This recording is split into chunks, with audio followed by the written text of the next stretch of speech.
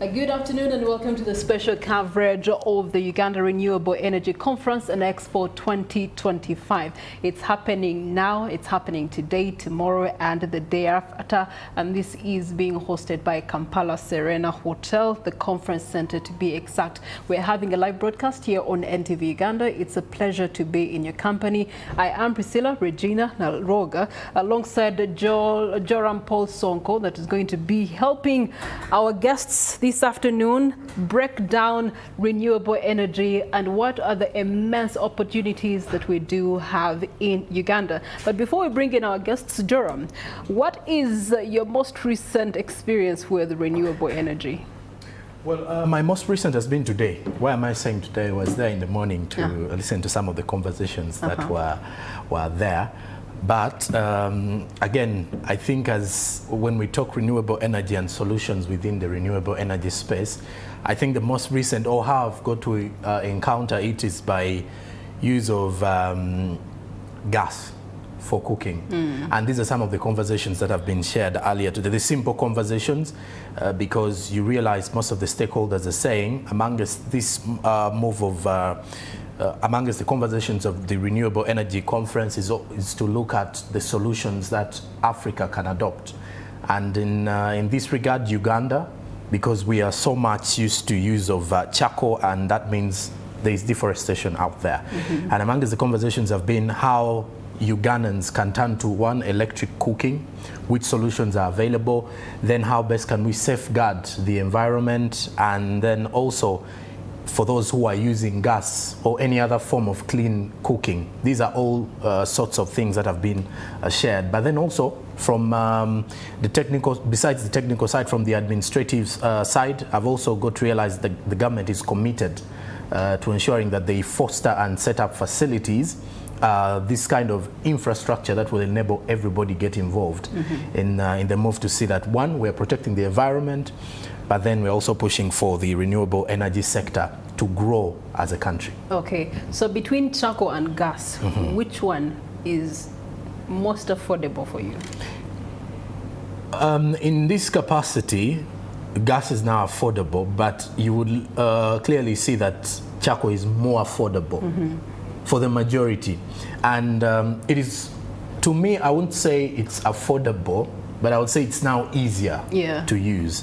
And the issue has been on ground. For example, every Ugandan who is being advised on clean cooking and all of that, majority of them say, one, the electricity charges, and then you also got to look at the gas charges. For example, if at all you can get yourself, let's say, gas cylinder, how much it costs. Then you also look at the refill charges. Not so many Ugandans can afford that kind of thing, and majority of them feel more comfortable using charcoal or even firewood. Okay, all right, which then makes us look at it in terms of affordability, how accessible are the renewable energy options that we have on the market, and how available are they? I mean, there's always a truck of charcoal that is passing through your community. It's never the same for the other renewable energy options that we do have on the market, but we do have guests with us in the studio that are going to help us understand. Also, this is not really home-based. Of course, Sonko and myself, our easiest access to renewable energy options is through our homes. But there's also industrial level, there's private sector, there's a public sector. So this conference is bringing together policymakers, it's bringing together innovators, investors, as well as development partners, and they're all coming together under one roof to discuss solutions and new technologies driving Uganda's transition to cleaner and more sustainable energy. Now, the theme for this year's conference, the fifth of its nature, is accelerating renewable energy innovation, investment for sustainable growth. And we're looking to actually ensuring that livelihoods are catered to. And then, of course, we also want to look at other elements that encompass that thereafter. And so as we are having this conversation, we do have the experts, the ones that are at the helm of ensuring that there's guidance that this renewable energy transition is aided for and smoothened. To my immediate left, I do have Dr. Mukisa Nicholas. He's the Deputy National Coordinator for the National Renewable Energy Platform, which is a convener of this conference. Doctor, good afternoon. Good afternoon, Priscilla. Thank you for hosting us this afternoon, and we hope we're going to have a wonderful deliberation. Oh, it's a pleasure to have you. Sonko, who do you have on your right? Well, on my right here, I do have Mr. Sima Grace, who is the Undersecretary of the Ministry of Energy and Mineral Development. Thank you again for joining us. Thank you, and good afternoon, viewers. Okay, we'll start with your guest. There was a pending question that she was giving us answers to earlier on. We could start in that direction. You know, every viewer out there would wonder why we are here, and then also getting to understand what is this entire convention about? What does it seem to address? Because we are mentioning so many technical issues around here, but one would wonder, what is it all about and why are we here? Okay, thank you very much. They are actually two in one. Indeed, we have the Renewable Energy Conference with exhibitions outside there, but also have the joint program reviews, which are going on. We have started with the one of Sustainable Energy Development Program today, and energy is an enabler. You can't go anywhere without it for any development purposes. Maybe a bit of the background. It is hinged in the Public Finance Management Act, and indeed we had the budget conference on 11th September in Munyo, and it had, the act stipulates what we should do, and after that budget conference, which is the beginning, we had to now need to go into consultations, but also have the consultations externally, internally with all our clients, but also have the internal discussions. And the internal discussions are what we call technical and program working groups. Now, what we are having today here is including both internal and external clients. And who are these? These include the ministries, departments, agencies, we call them MDAs, because we all agree we need whole of government approach. That's important to have all our MDAs together and we have a discussion, but also have the development partners, we have the civil society, we have the private sector, we do have local government representatives, and of course the public. We have allowed in all members to come and participate because they understand better where the gaps are. And it is started today with the Sustainable Energy Development Program, and we will have continuation with the Renewable Energy Conference this afternoon and tomorrow, and then on Wednesday we'll go to the Sustainable Extractives Industry. This is petroleum, what we call oil and gas, and minerals. But today it was Sustainable Energy Development Program. And why? As I've said, whole of government approach to bring all the MDAs together, but also it's important the private sector, key stakeholders, to come to talk to us, to engage with them, to understand where is it we can do better. But also we have the National Development Program NDP3, which are coincided with the end of the last financial year, which we are taking stock. But also we needed to plan and see how better do we move now in the NDP4, which started this financial year, for the next 5 years. And this is an opportunity to look at what were the challenges, what are the opportunities out there, how can we do better than how we did in NDP3.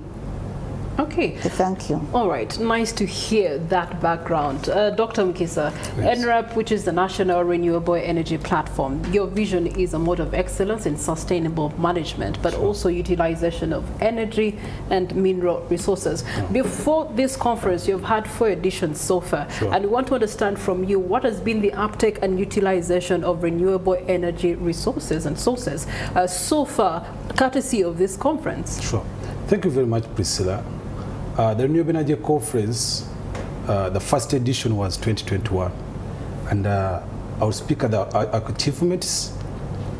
first engagement was about 100 people, like ordinary hotel workshop. In 2022, over the years, we've grown from 100 as of today. In this conference at Serena, we have over 1,200 attendees as of today. And when you look at the crop of participants, of discussions, you know, I'm surprised actually when you're exchanging, you've been taking notes, you've enjoyed equally the discussion. So we've created that this conference presents a platform, as the Undersecretary alluded to, that brings government, gives government a platform to talk to its stakeholders, the private sector, development partners, and academia. And it also helps to take stock of what is happening in the sector. This event normally happens at the end of the year. So it's like we're taking stock of the year, what has transpired, which new projects are coming up, which projects are closing, what successes. It also provides information and that policy inputs that the government uses in designing its policy reviews and also interventions. Last year, for example, we had several launches, like the subsidy on a renewable energy technologies project by the Uganda Energy Credit Capitalization Company that actually has supported many households to afford clean cooking options, afford solar systems for home systems, which really has changed. And a few years we were talking about use of electricity at about 3%. In this year now we have leaped from 3 to 3.8. That may sound as a small percentage, but it means a lot, because cooking is a cultural undertaking, changing mindsets. We've seen projects come through these discussions. And as the Undersecretary has mentioned, this year we're also looking at a performance review. The ministry is reviewing its activities over the NDP3, what was accomplished. And you know, having stakeholders, we have several stakeholders from local government representing about 80 districts in attendance in this discussion. We have development partners, missions, and also the corporations. And this is not an everyday that you have such people sitting together to deliberate on the betterment of the energy sector. There's a bit of more adherence to the approach is now more aggregated than it used to be, where individual people do their projects and there's no sharing of lessons and knowledge. And as ministry on the side, it's looking at how do we better service delivery, how do we avoid the duplication of interventions, how do we manage misuse of resources. So such a conference presents an opportunity where we can do stock taking. And for us, we are honored to be, organizing this with the Ministry of Energy, supporting the ministry in convening these stakeholders. We are happy to see that every year new ideas are coming, new partners are joining, meaning that we are delivering on our role of coordinating activities in the renewable energy space. And I've looked at something. I think this will be a question for the both of you. This theme is looking at transforming energy systems for livelihoods and conservation. There has been an issue around some of these conferences where majority of the people on ground, or let's say the Mwananchi, feel left out because of use of English. Some of them feel there's a lot of technicalities. And the beauty is I've also seen school-going children here, meaning you've involved a lot of people. So how intentional should the government be, or how intentional is the government to ensure that if we are transforming energy systems for livelihoods, everyone gets involved? Okay, thank you. What I actually wanted to emphasize here is specifically for Sustainable Energy Development Program and the review we're having here. Maybe what I did not clearly put was actually there is another theme specifically for sustainable energy. And this is from access to impact. We are no longer talking about just accessing, but how is it transforming the lives of people? For example, if I look at clean cooking, how will it transform? It will transform, first of all, it's the children and the women who would always go for firewood, meaning their lives would be at risk because it is either very early in the morning before they go to school or late in the evening. And that's how you would end up with instances of abuses. Now, that is already a transformation. If they are getting clean cooking, I'm talking of ethanol stoves. I'm talking of LPG. I'm talking about the cooker, the electric pressure cookers, which actually take less of power, meaning it's cheaper. But also it would come with other hazards that of health nature. You are inhaling the smoke. Now, by actually bringing in clean cooking, it means you are taking care of the health and lives of human beings. On the forefront, we have already agreed women and children are the ones faced with that, most affected. But also the cultural beliefs, we are dealing with that mind state. Yeah, actually, you know, when you use the word culture, people think that it's tribes or what. Yeah. But the culture is in the sense that because you've grown up seeing charcoal as the alternative source of cooking at home. The gas is there, the electricity is there, but it's for decoration, for Magenyi. Yes.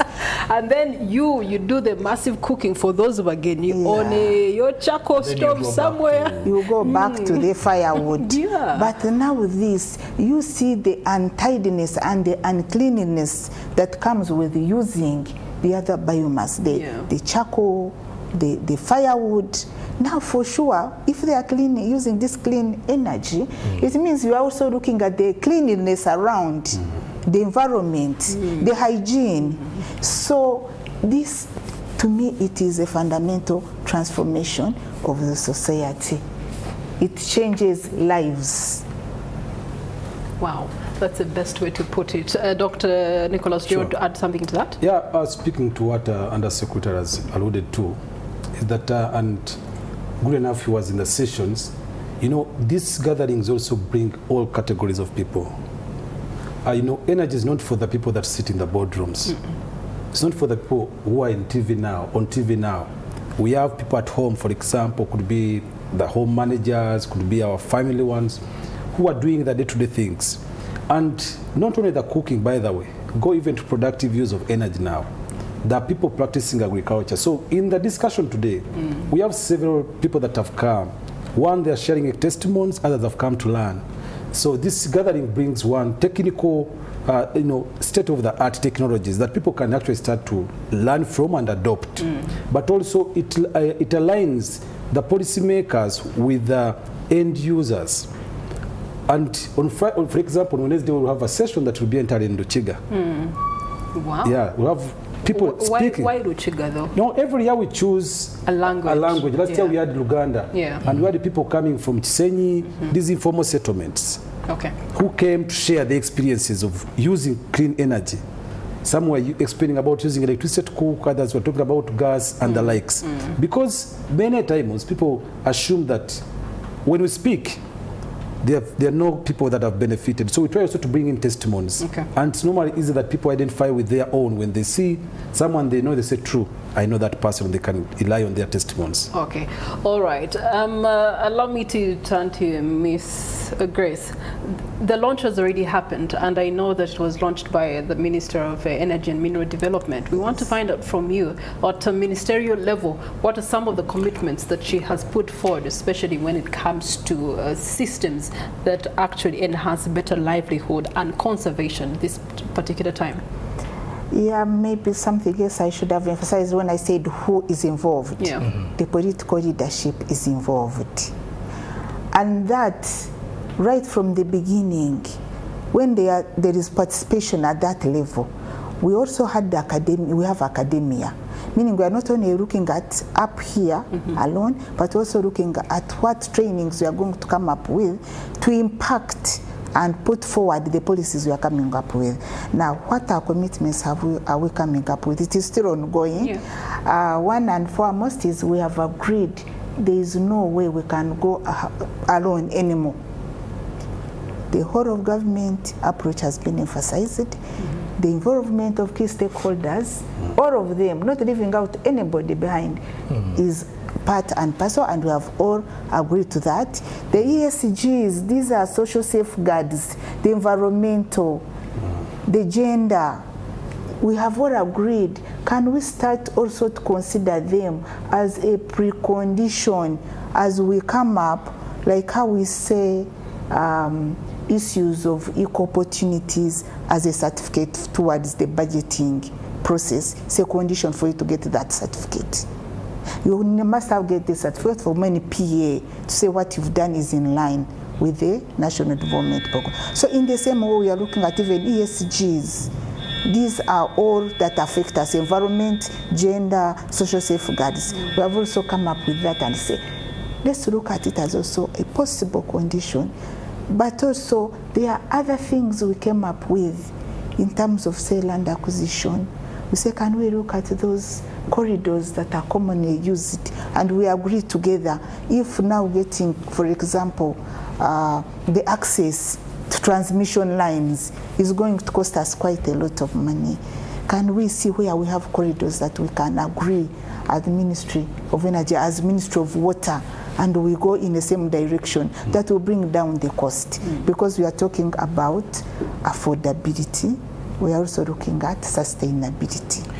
Also, take us through some of these sub-conferences that are happening on the site. I've seen one that is being sponsored by, is it sponsored by the UK? And I believe the UK is also among the partners. So I wonder, what do these particular side events mean for this conference, and what do they seem to address? Yeah.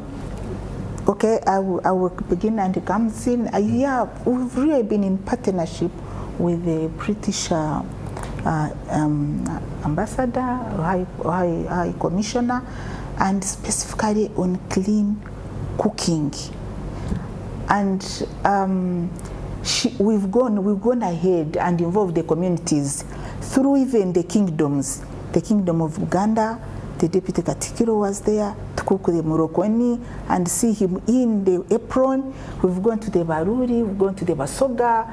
So we are in partnership on that front to deal with, as I've already said, the issues of health, the issues of sustainability, the issues of hygiene. So we partner with them on that clean cooking. Of course, we have other bigger partnerships we have, but we are here now talking about renewable energy. Okay. Thank you. And yeah, sure. What in line with what Under Secretary has mentioned, I mentioned earlier that the vision of now these conferences is also to bring together these partners to also do stock talking on what they've done. And as you've mentioned, we have the Sustainable Energy Performance Program Performance Review ongoing, but there are also other breakout sessions that some are sponsored by the different partners, and this is in the spirit of working together. So you found you've talked about the UK, it's actually the UK-Uganda collaboration on energy access. They're taking stock on some of the projects they've been supporting. Where are we? What are the lessons we've learned? Which challenges have we faced, and which options can we look at, opportunities can we explore? And this is also to communicate to the rest of the people, because it's not only the UK speaking to the UK. No, there are people beneficiaries from those projects. There are those that are actually also presenting their proposals, pitching their innovations to find financing. But in the other rooms, for example, we've talked about the one of the UK, we've had the UN agencies delivering as one on SDG 7. And today it's a perception of the Ugandans, because when you go and ask the Ugandans, because these are solutions tailored to meet whatever the Ugandans want to gain from, or what the government has been promising. What has been their perception? Is it very positive that by 2030 for us as a country, I think this question will first of all go to the Undersecretary, that by 2030 we shall be able to achieve our SDG 7 agenda? Thank you. Let me start, for example, with the generation, because that's where the beginning starts. Even if we want to transmit and distribute, we start by generation. Right now we are 2,094 megawatts. 2,094 megawatts. We came from 589, but we are 2,094. And our plan for 2030 is actually to be at about 15,000. And our aim and target is to be at 52,000 by Vision 2040. Now, that's why we are here, to start from planning. because it is clear that you can only achieve a lot if you bring in inclusive approaches. And we are at 60% access, 22 on grid, and 38 off grid, meaning off grid. You know, when we've been talking about renewable, this brings in solar, wind, geothermal, even, by the way, hydro is also a renewable. Because if it wasn't water running all through, we would not have hydro. So all of those are renewables. So you are saying, do we think we'll achieve? Yes. By 2030, yeah. We have to believe. We have to put our hands together. Yes, for us to achieve 100%, we are looking at about the target we are looking at right now in that discussion. You talked about the finances. We're looking at about 9 trillion Uganda shillings. Right now we can think that the best we can do is about 3.3, meaning we have a gap of about 6 trillion money which we one? Need, which we are now saying, here we are, we have plans. We know where we are going. We have all agreed we need to go there. But we have issues of funding as government.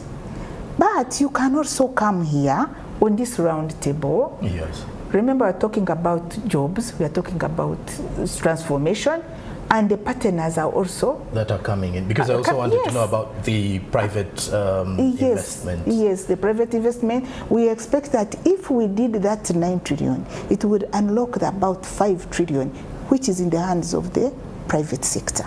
But to do that, we need to have the environment that promotes the private participation. Okay. All right, that's very interesting. Dr. Nicholas is the one who's sharing tables with the private sector. How even as well, government as well. Yeah, government as well. But you see, as a platform, you are always trying to ensure that there's an enabling environment, for the private sector players. Yes, Sonko.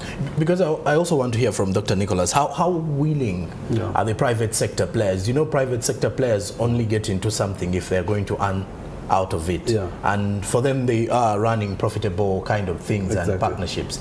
So on the side of the private sector investment within this renewable sector, how willing are they? Let me start with actually the same statistics Undersecretary offered or provided of access. The national grid is at 22, the 38 is off grid. Yes, and the actors in the off grid space, that's is entirely private sector. So you actually realize 100% the energy sector is fully private sector. More or less almost doubling what the government is doing. Because now we're talking about the national grid, you're talking about the government companies, from generation, transmission, distribution, that's entirely managed by government. Or sometimes, of course, subcontracted to other service providers.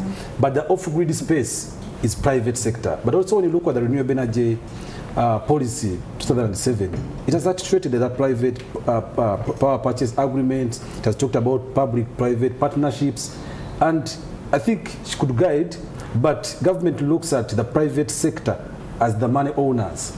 So, and I don't think there is any guidance or anywhere written that government shall provide the money, but it says government shall provide an enabling environment. That goes to policy.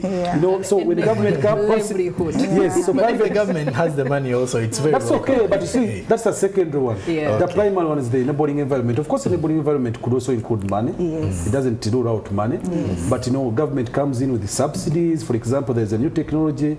Frontier or nascent technologies already struggle on the market. So government comes with the tax waivers.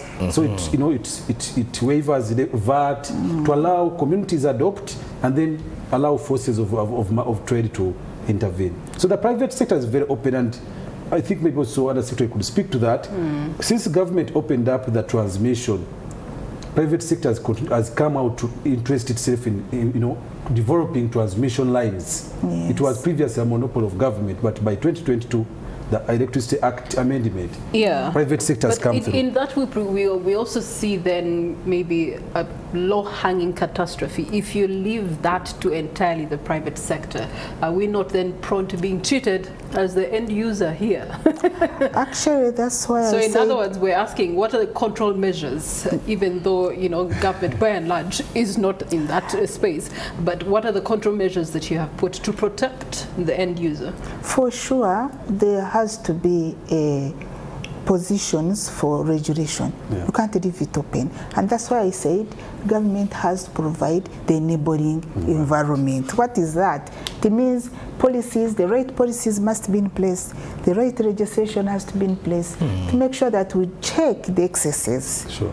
And to make sure we monitor and evaluate. So, and indeed, that's what we've done. For example, we have the energy policy of 2023. It's in place, it's current, and it's based on that we've come up with the changes that bring in planning. Now, even energy, as sustainable energy development, we do have a planning unit, whereas before, we'd leave it to, say, Ministry of Finance totally. They do the bigger picture, but we know best after engaging here where it itches most. And that's where we talk of prioritization. Okay, so you've talked about the energy policy 2023. Could you extract for us some of those outstanding safeguards that we should have at our fingertips? Okay, for example, it came in with, it's in line with the amendments of the Electricity Act, which is also looking at coming into realities of what is happening in terms of the changes that are coming, and those are the changes we are seeing, opening up the sector to the private sector, working with them. We had even actually talked of having a fund if we can generate money so that there is actually sustainability in taking care of our needs. Right now, of course, it has to be appropriation in aid, meaning you cannot spend at source what you get, but it is, we are still in discussion. To me, that's a very key area because it also deals with issues of financing. If we can generate and actually spend at source to quickly fix some of the issues. But as I've said, it is a discussion we are still having with Ministry of Finance, like we have the Petroleum Fund, to have the one that caters for electricity. Okay, Dr. Nicholas, from the platform's element, what are some of the safeguards that you believe have actually enabled the private sector to actually be strong in the sector, but at the same time also government having an upper hand over what's happening? Yeah, I wanted to draw our attention back to about the 1990s. You know, in the 1990s we had UEB, which was entirely a government company. And when government unbundled or made reforms to break UEB into three, the transmission, generation and distribution, and also allowed private investment in generation and in distribution, it had to come up with an act, which is the Electricity Act, but also including safeguards, which you asked earlier. What are the safeguards? And that's how we end up with the Electricity Regulatory Authority. And as a regulator, their role is to ensure there is harmony and fairness in the market. The government interests are addressed, the private sector interests are addressed, but even the end user interests are addressed. And I think ERA has been, over the years, awarded among the best regulators on the continent, meaning they've been doing very well. We've not had situations where there's any developer or company distributing electricity that has cheated people. ERA puts out rates at which our electricity is sold. Even the mini grids have rates stipulated that people cannot be cheated. And I think also under Secretary could guide, we have an electricity disputes bureau that if you have a dispute, you have a challenge with electricity, you can go and be arbitrated, be supported. And these are all safeguards that really not only for private sector, but the entire country, for all of us. If there's a way you feel like the way the electricity services are rendered to you is not fair, you're cheated, you can bring your grievances to the tribunal to be addressed. So this has actually also protected the private sector, but also the clarity in the terms of the power purchase agreements, public-private partnerships. The clarity in the clauses matter a lot. If, for example, they are not clear and favorable, you don't have private interest in the projects. But also where the private sector has come up with requests, government has continuously been open to dialogue, to assess and compare. Of course, even people in private sector, it's business. So you want to maximize profits. You don't want to abuse. If you find a loose nut in the act or in the policies, you want to monopolize on it. So government also has to take checks and ensure that they're not abused, because you don't want to end up in a concession agreement, giving someone electricity or rates that are going to be abusing the end users. So I think generally I could say that government on the electricity safeguards and fairness is up over 95. I think that I leave the 5 to the private sector, they know better. But I think to me, as a maybe where I sit as a neutral observer on the two sides, I think we are doing way better on that ecosystem. Well, Doctor, when you look at some of these, for example, the Renewable Energy Conference and Expo 2025, these events that are always held, how do they fasten our agenda towards clean energy in regards to the government partnerships and the stakeholders? Why are they very critical and very crucial for us to have them annually? We hardly have opportunities as players to come together. I think like even a family. If a family does not meet often, they start forgetting about their relatives, their cousins and uncles, before long they're marrying each other. So here this gives us an opportunity to keep in check. Because even government makes commitments at this event, the development partners make commitments, and that's why Undersecretary was talking about stock taking. Stock taking of the NDP3. What did we do? Why did we fall short? It's normal to fail. But you should realize, why did I fail? So what is being done now is to look into those areas, getting feedback on the side of government, feedback from the private sector, and development partner to see what really went right and wrong, and how can we amend so that we don't repeat the same mistakes. Okay. Maybe to speak to that on how does it foresee on how to handle the clean energy sustainability and targets we are setting. For sure, as it will always start from planning. If you are going to cook well, you start from shopping. You shop bad meat, you can never come up with the right soup. So right now, that's what we are on, consultations. From all the key stakeholders, what is it? At times you think you know yourself well, but wait until someone out there describes you. It makes a difference on now, finally, what comes on the table, what feeds in the real budgeting and planning, what ends up into implementation. And indeed, this clean energy generally, and if we zeroed on clean cooking, see how, for example, the forest cover was going. It was not sustainable. Because the rate at which we would cut the trees was not up to the rate of afforestation. So now we're sitting here, the climate is changing, it's real. It's no longer theory.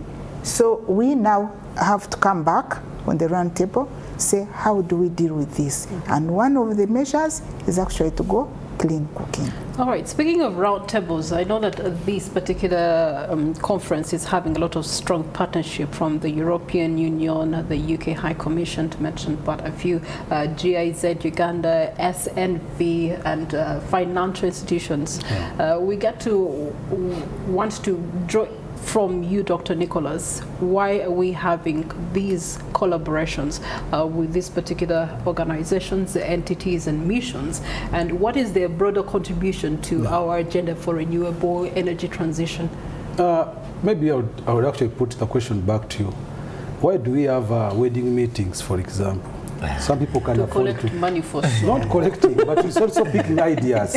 Not everyone that comes on how the big event will so there are people who have experience. They were married for years and they know how they manage it. Someone tells you that, on all the money you're collecting, should plan accordingly. You first so they help you. The food instead of the decoration. Okay. But also, it helps, as you try to aggregate, you should allow everyone to make a contribution, however small it might be. It gives them ownership on the sector. Imagine if the Ministry of Energy said we are covering the whole budget of all these events. How do partners who want to work with it? Because a partner feels also recognized as having made a contribution. You know how bad it feels to go for someone's wedding where you didn't contribute and you're asking for more pieces of chicken. But if you contribute, you say, okay, at least I'm eating part of my money. So for us, we don't see it actually in only money, but the contribution comes in different forms. Knowledge, expertise. This particular conference has close to over 30 countries represented. That is expertise. People are coming to share lessons from elsewhere. Things maybe we want to do, they've already gone through them. They are sharing the experiences. You've mentioned about the UK, and in particular the UK-Uganda collaboration on energy access. We have several experts from the Foreign Commonwealth and Development Office of the UK who have come to speak at this session, at this conference, to share expertise. We have people who have come from Canada and other African countries. They are sharing lessons. And I mean, this helps. And I'll give you also an example. And I think that's why even in church, we share testimonies rather than our problems. People come to tell us what they've gone through, what they've achieved. And on the side of the planning, if you're planning to go the same way, you start to assess. Would it deliver or won't? Have I taken the right precautions, or am I just going all-heartedly? Okay. So this conference, it's also north to south and south to south. Yes. So, Doctor, allow me to be then more specific, as one that has been part and parcel of the nitty-gritty planning of this conference. Why is each of these partners on board for this particular conference? Give us a breakdown of the partners and what they're bringing on board. So, I'll give an example. This one, the main partner of this conference is actually the Minister of Energy, the owner of the event. But like I've said, and if we go back even to the COVID days, the president will say, please come and support the government. Because government, and the undersecretary has mentioned, does not all the things that government plans may not be able to complete them or do it by itself. That's why it attracts partners. A conference of this caliber takes a lot of money, takes a lot of time to plan, takes a lot of resources and knowledge. So by allowing partners to work together, one, it minimizes on the expenses. Where you'd be hiring, doing whatever, you're leveraging on the skills and expense of the others. But also bring them on board. Offset enables you know where they are, what are they doing. Previously, about maybe even 3 years ago, the sector has been struggling with the silo approach of doing work. Duplication of efforts. And I've given an example of like UN agencies delivering on energy, SDG 7. Now, when they come together and plan together, they say we are concentrating. Agency A is doing work in West Nile. Okay, so you don't have to repeat. Another agency doesn't have to come to West Nile. Can you go to Karamoja? For example, I was discussing with a team from World Food Program, and they're doing work in Karamoja now. And not many projects have actually gone to Karamoja. Most have gone to West Nile, Western Uganda. So when they come together, you start to know where are efforts concentrated, where do we shift for the next year. This particular conference also, like I've mentioned, is also taking stock, what they've done. Some of them are closing some projects, others are launching projects. Now, there's no better place to do such than in the presence of the government. Because all of us acting and playing this space, we bore the mandate from government, Ministry of Energy in particular for energy. So anything you're doing, you'll be happy to align, or you should do it in alignment with the planning. And I believe that's why Ministry this year is doing the planning, these consultations amongst this big crop of stakeholders to ensure there's alignment. So no stakeholder will tomorrow say, I don't know what Ministry of Energy is planning in NDP4, because they've been consulted and they contributed. Maybe to add on that as to why we've all along could get support from development partners, from other key stakeholders, but it became very clear that many times it's important to prioritize now. This off-budget, which means money, financing that comes in, not necessarily through Ministry of Finance, we were guided going forward. Remember, I talked of all government approach. We are guided, we need to declare so that it's important to know where have we been helped and where are the gaps, so that we effectively plan better and budget better.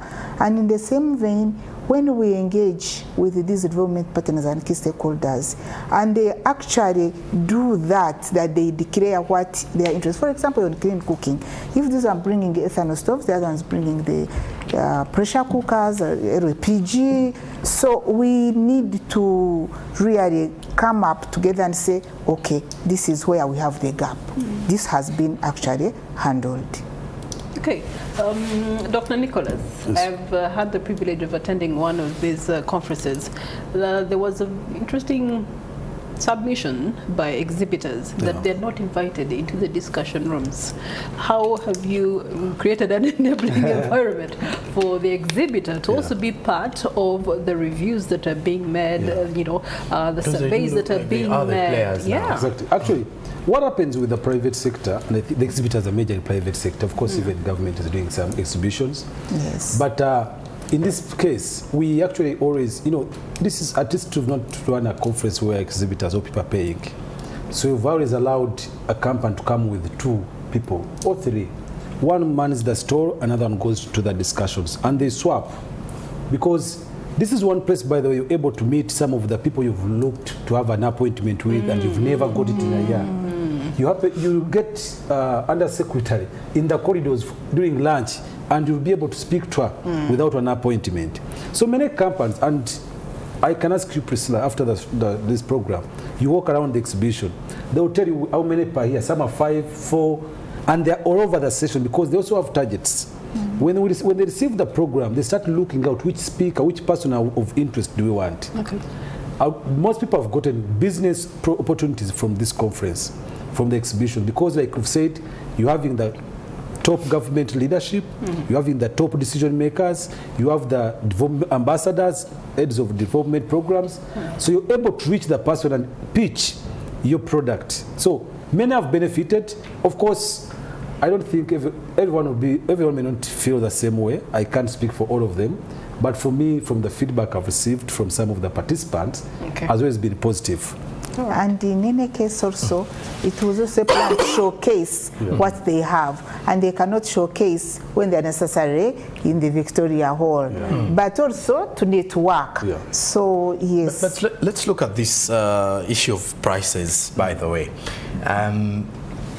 The LPG gas cylinders, for example. You look at electricity. As much as the government is working on the distribution efforts and ensuring that every household gets to access electricity to also fasten the electric cooking and all of that.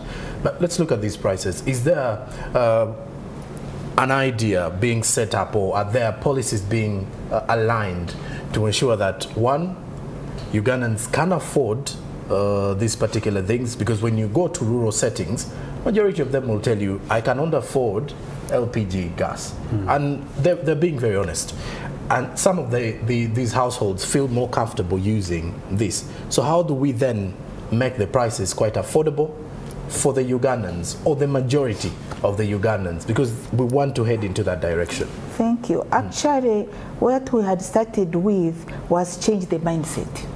Because people would think by eating the meat or the matoke, the banana, in the banana leaves, in the cooked by charcoal or by firewood, has a certain smell, scent, and tastes different. So now our target was, first of all, to entice them to appreciate the dangers involved, but also to let them know it is more in our minds, because you can still use this pressure cooker with the banana leaves. And that's what the actual minister has been going out with the High Commissioner, the British High Commissioner, to show that actually banana leaves can still be in the pressure cooker.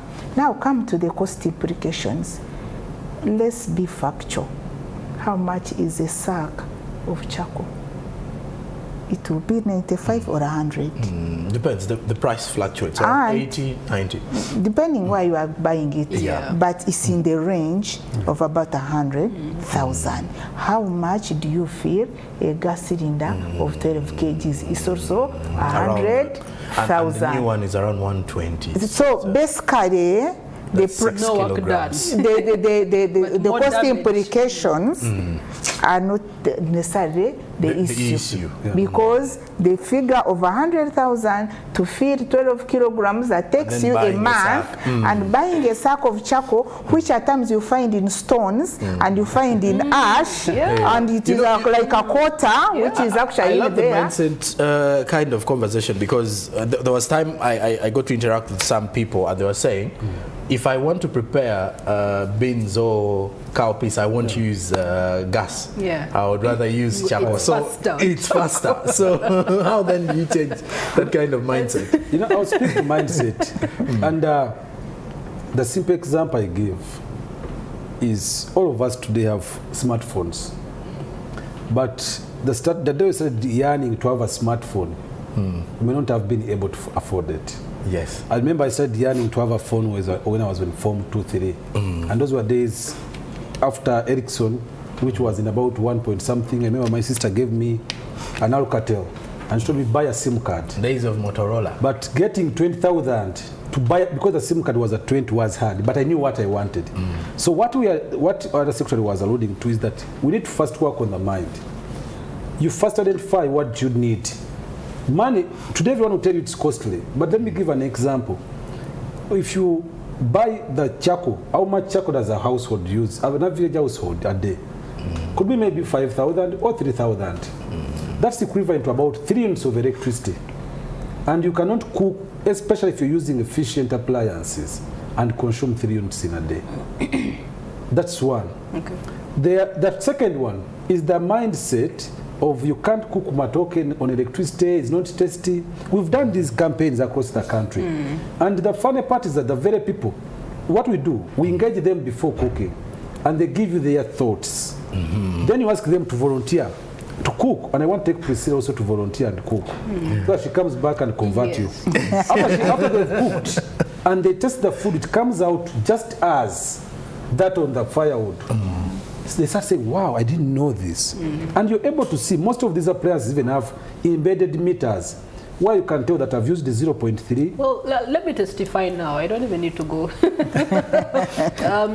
In the third one that I attended, I was able to purchase some of these renewable energy devices. And I went home and really tested it for myself. And in the beans issue, my brother, in 10 minutes, my beans were ready because of the device that I had brought. And it was such an eye-opener, because I kept telling myself, so wait, all along I've been suffering, you know, taking in the smoke, dealing with the charcoal stove, where to keep it, storage, where do you keep the sack, and you know, the hands and the walls and things like that, versus me just actually getting this device. Yes, at that time it cost an arm and a leg, but it was an investment, because now I'm saving on time, and I'm saving, yet I'm having efficiency and effectiveness of the device working for me. So I testify now, but I'll come and cook, Doctor. No problem. And also, the other one, actually, talking about the hand and arm, is that there are several also government programs, interventions that have actually subsidized some of these products. The product I bought in 2023, I bought it at 450, 6 liters. Today, the market price of the same appliance is 250. And now, some also have a subsidy to half price. So depending on the company, you can get these at even 150. Because government, through the World Bank program, has subsidized pressure cookers, electric pressure cookers, 12 price. Other different partners, they are result-based financing. This is supporting the end users to access these products at a lower price. And the other thing also, why price is actually continuously dropping, which takes me back to Ericsson. Ericsson, when it arrived on the market, was in over 2.5 million. And having it, you are recognized as one of the rich. Basically, like having a Range Rover or a Benz, you're in that category of the rich. But today, Priscilla, if I gave you an Ericsson, you may not hold it. You actually give it back to me and pay me to take it. On this iPhone 17. Exactly. You get. But when the market starts to get saturated, the prices go down. Drop. Initially, where we had only 3 distributors, now we have over 15 distributors. And the number is growing. So it means when there's more competition and supply is higher, then the prices will start to stabilize. That's actually very true. Maybe to speak to the subsidy. We actually have a subsidy program under the Uganda Energy Credit Capitalization Company, which we commonly call UECCC. It's part of the scale-up project we have that is in the ministry. it actually provides these subsidies to the communities, and they can afford now to actually procure what you are calling an arm that was costing an arm. The prices have tremendously come down. Okay. All right. Dr. Nicholas, I know that there's afternoon sessions that are continuing on here in the conference center. Could you talk to us about those sessions and how they all tie into ensuring that the energy systems we are having moving forward contribute to better livelihoods and conservation? Yeah, thank you. I'll start with one. The ongoing at the moment is one for the development partners, speaking actually to the performance review that the ministry is undertaking, providing their updates on what they've done and their way forward on which our activities they are going to undertake. We've been discussing cooking here. Earlier this year, around September, we had a competition, schools competition, where students were competing in cooking using these pressure cookers. And you must have seen their faces. We told them you're going to cook using clean technologies. Yeah. When they arrived, they were given pressure cookers. Like, what? And to us, it wasn't just about cooking. It was about training a new champion to go out. And some of them actually performed skits. And they're here, they're going to also perform these skits. But also communicate as young people. We believe every child has a family they come from. And Priscilla will agree with me, there are many things our children or us as when we were children have influenced our parents to do. You say a good thing, you convince your parent that this is good, and eventually they are converted. So we are looking at them as a new crop of champions.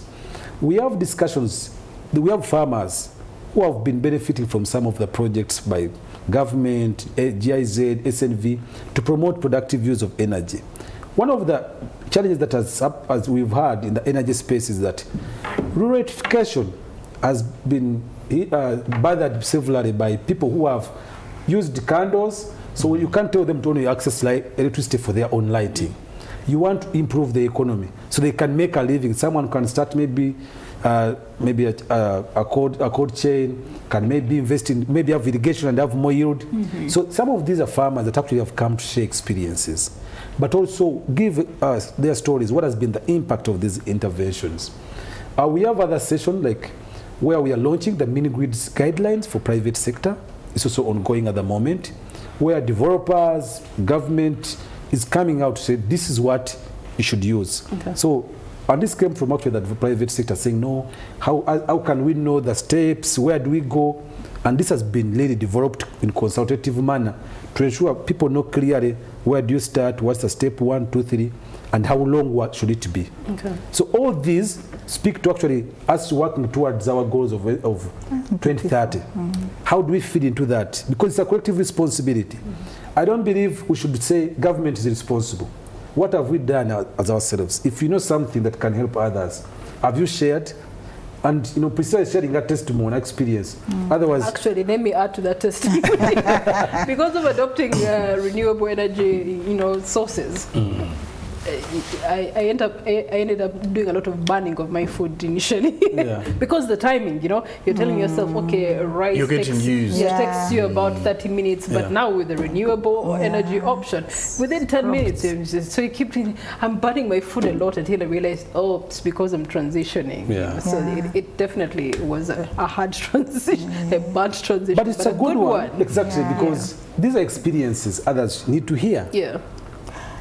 But then it opens room for the safety measures for those who have no idea. We do have the energy transition plan, and what we are looking at is going into putting down the emissions, carbon emissions. We are looking at clean cooking, but also looking at e-mobility, meaning electric vehicles. But also what we need people out there to know is that they are actually carbon credits. You can trade. By reducing the emissions, they are those who are bringing the emissions, so they buy from us. So it is another form of financing that we have not been, taken fully on. But it comes because you are dealing with putting down or reducing the carbon emissions. Okay. Dr. Nicholas, is there something you have in this 3-day conference that is talking about that? Because I remember a certain group of young people with whom we had this debate on emission and the transition to cleaner sources of energy such as electric, especially for vehicles. And the argument was, we don't have enough charging ports.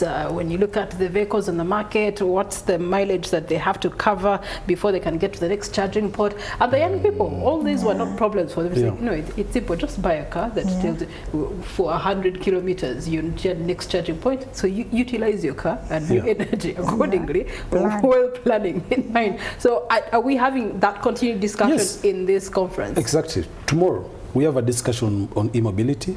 Actually, tomorrow we have 2 key discussions in that line on the clean cooking, which is the electric cooking.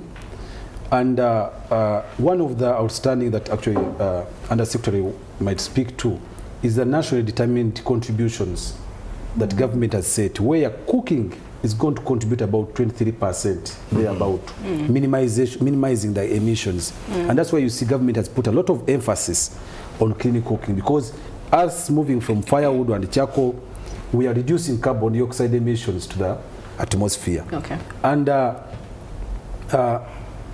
on the mobility as well, we also minimizing, because these diesel and petrol vehicles have a significant amount of carbon, which if we substitute, we are able to minimize. Okay. The challenge shouldn't be, and that's why I talked about, I keep going to Ericsson phones. But you see, those days no one was worried about mechanics for phones. I think no one is worried about iPhone 17 now. Air. 17 Air. Sorry, I don't know. I'm out of this. I don't know. I've not. But you see, we are excited about the advancement in technology, and this is the point. For us, from where I come from, the side of research, you sort of a problem and create another. But you're saying, okay, this one is done. What is there any other coming up? You add this. That's why you keep innovating. We move from maybe, I don't know, iPhone started with 1, now it's at 17, whichever they started at. You keep advancing and progressing. We can't just start with looking at problems. What's the problem?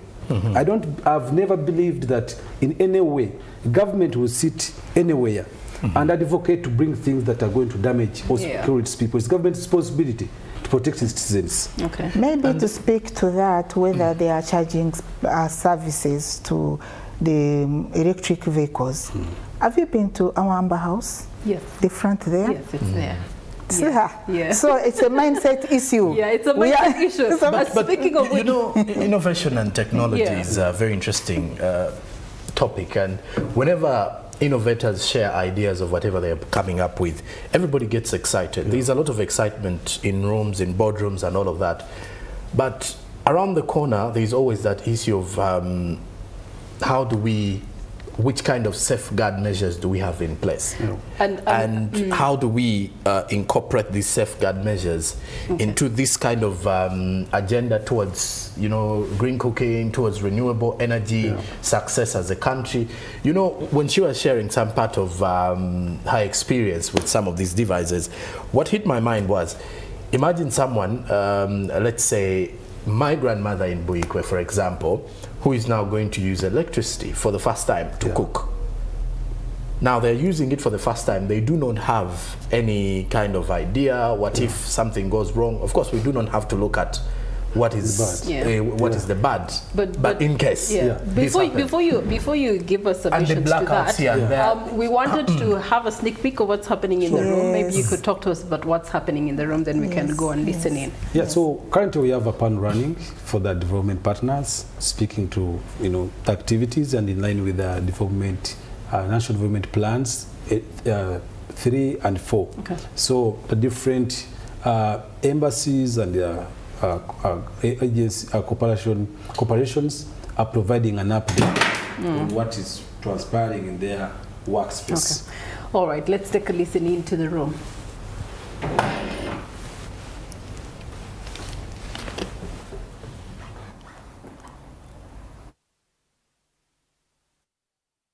Artificial intelligence. So that definitely will be a key performance challenges ahead of us. The second performance challenges I want to underline is to achieve financial sustainability for each of the three utilities.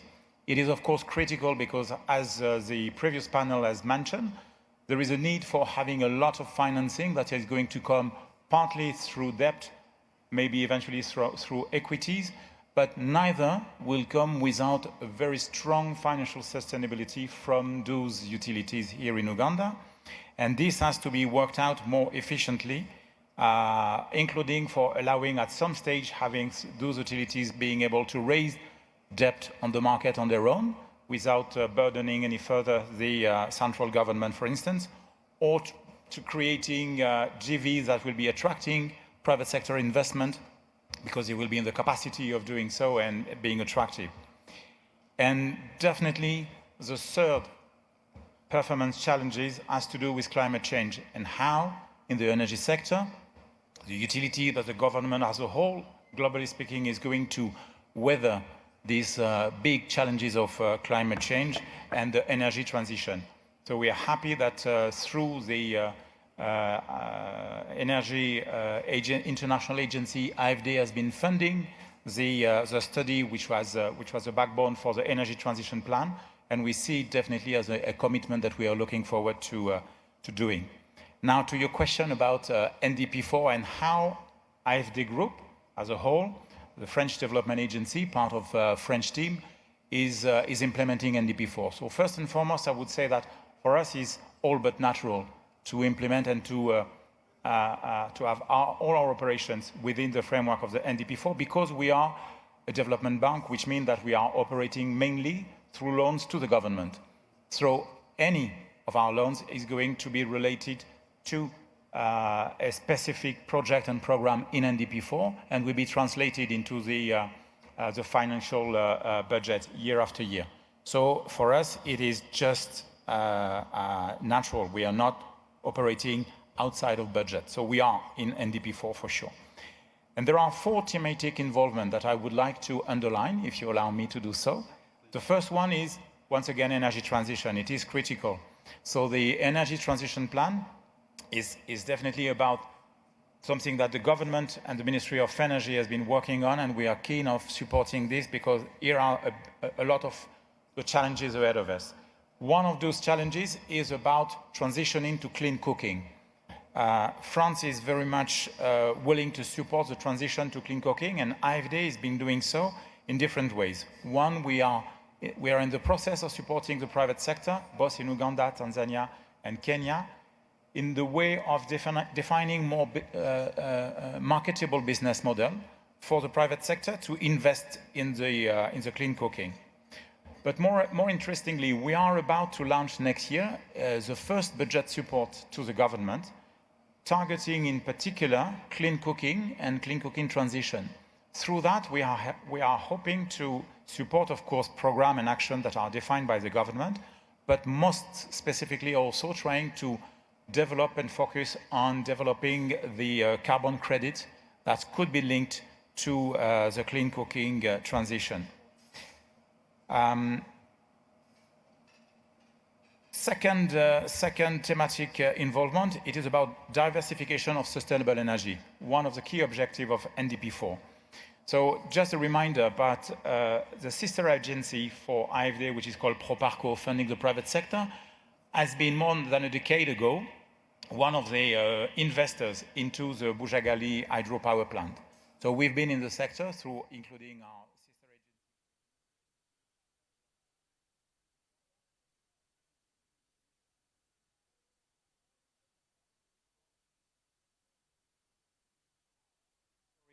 agency. Hydropower dam of Kiranalubale to produce for the next 30 years. We know that this is a critical infrastructure because it is not only one which is producing the cheapest electricity in Uganda, but also this is the one which is actually at the beginning of the River Nile and which is basically regulating all the flow throughout the river. So it is critical to having this hydropower dam in full functioning situation. All right, so that's a development partner perspective on program financing, technical cooperation and alignment with the NDP4.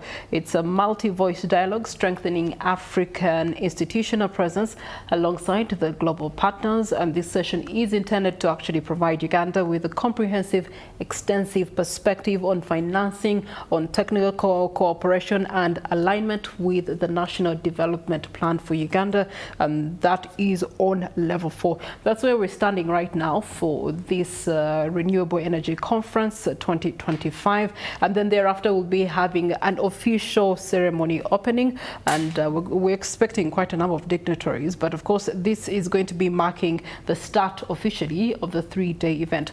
Allow me to give my guests in studio closing remarks, especially speaking into expectations for the different stakeholders. I'll start with the Undersecretary. Thank you very much, our moderator. I want to say that the major reason and the way forward we are looking at this is that we'll have strengthened partnerships, and these will go a long way to address the issue of the funding gap, which will also enable us to achieve the set targets in the NDP4, which is up to 2030.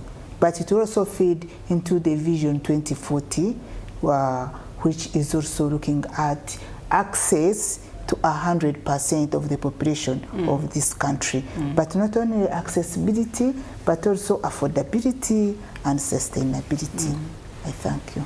Okay, all right. That is Ms. Tusima Grace, the Undersecretary, Ministry of Energy and Mineral Development. Now coming to NREP, Mr. Mkiza, yes. In terms of expectation, what exciting thing should people look out for over the course of these 3 days? The Undersecretary has spoken to financing. Me, I will speak to skilling. This is a sector where we still have very few people skilled or with a bit of expertise, and we are majorly reliant on communicants, these that try. So particularly to this, tomorrow actually we are going to be discussing aspects of skilling, TVET, towards in the energy space, but also job creation. And of course that feeds into financing. But also the cooking. I think cooking has become a priority for this country. It's not that we've just learned of cooking. We've always known it, but we've we underplayed it. So this time now we are realizing that, look, if we continue at this rate, Undersecretary mentioned about the biomass loss. We currently consume about 53 million tons a year of biomass. But our sustainable consumption should be 26. Meaning that what we consume in a year should have been consumed in 2 years. So if we are to go that way, by 2040, we won't have a single tree standing. And that now feeds into the aspect now in the refugee and host communities, where you have masses of people arriving and there's no energy. So these other coming days, we're having the deliberations on skilling, the deliberations on cooking, on the humanitarian setting. How do we ensure that the basic needs of a human being are met? And that's where the component, livelihoods and conservation. So I call everyone out there for the discussion online. We have it on NTV broadcasted. We have it on the different platforms on social media and YouTube for the discussions.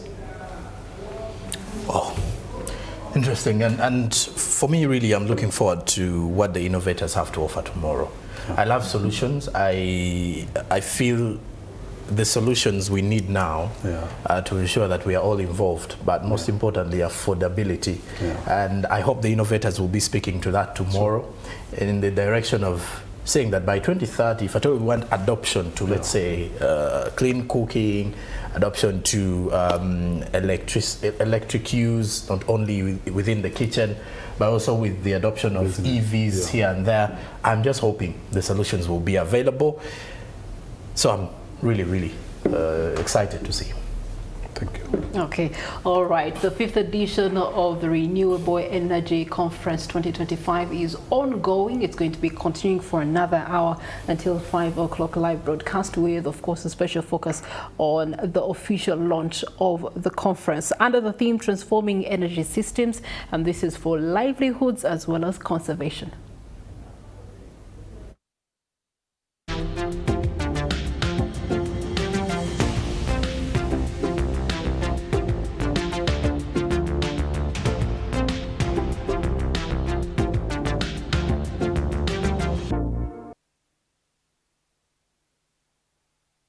within the research corporation. So we want to emphasize that the data produced is evidence-based to help the database of Uganda.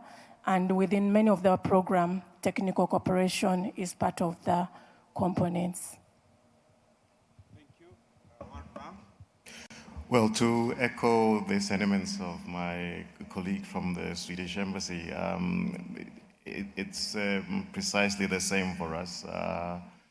Technical cooperation enables us to have the analytical underpinnings of any investment financing we're providing to the sector. And this is something that the World Bank supports on an ongoing basis.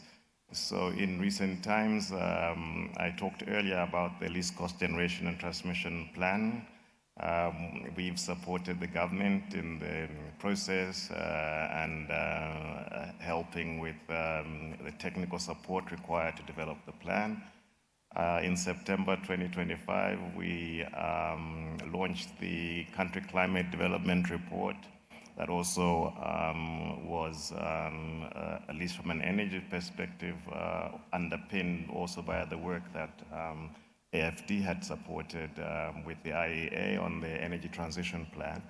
But suffice to say that the analytics required to make informed decisions is something that is core to our engagement in the sector, in Uganda and elsewhere. Thanks. Thank you. We shall now welcome two questions. One from a gentleman, I'm told you have to be gender balanced, and one from a lady. You seem not to have any? Ah, okay. The gentleman behind there. The lady can start coming nearer to the mic if you are interested. If there's no lady, I'll give the opportunity to a gentleman.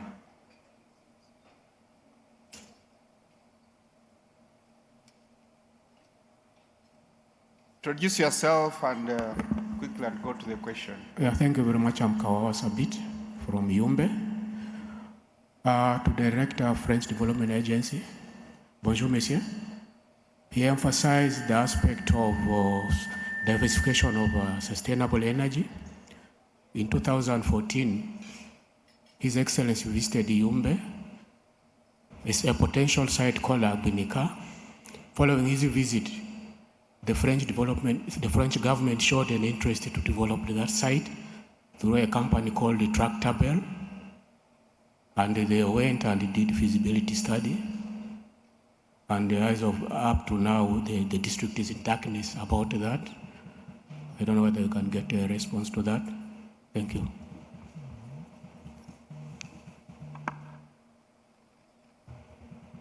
FD. So I'm afraid I don't have the exact answer, but I can definitely have a side discussion with you. What we have asked to Tractable and some others also is to study the possibilities of mini hydro power plant in different parts of the country. One of the conclusions was that it is not always economically feasible to have two mini hydropower plant. But what we are also looking in Yumbe is the possibility of having also source of mobilizing carbon credit. So if there is not necessarily one solution, we can look at other options to supporting the access to energy. Thank you. Any other question? We seem not to have any. Okay.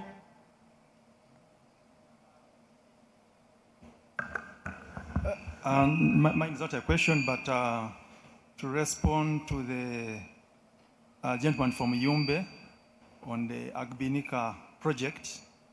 It was done in partnership with UEGCL and the French Development Agency.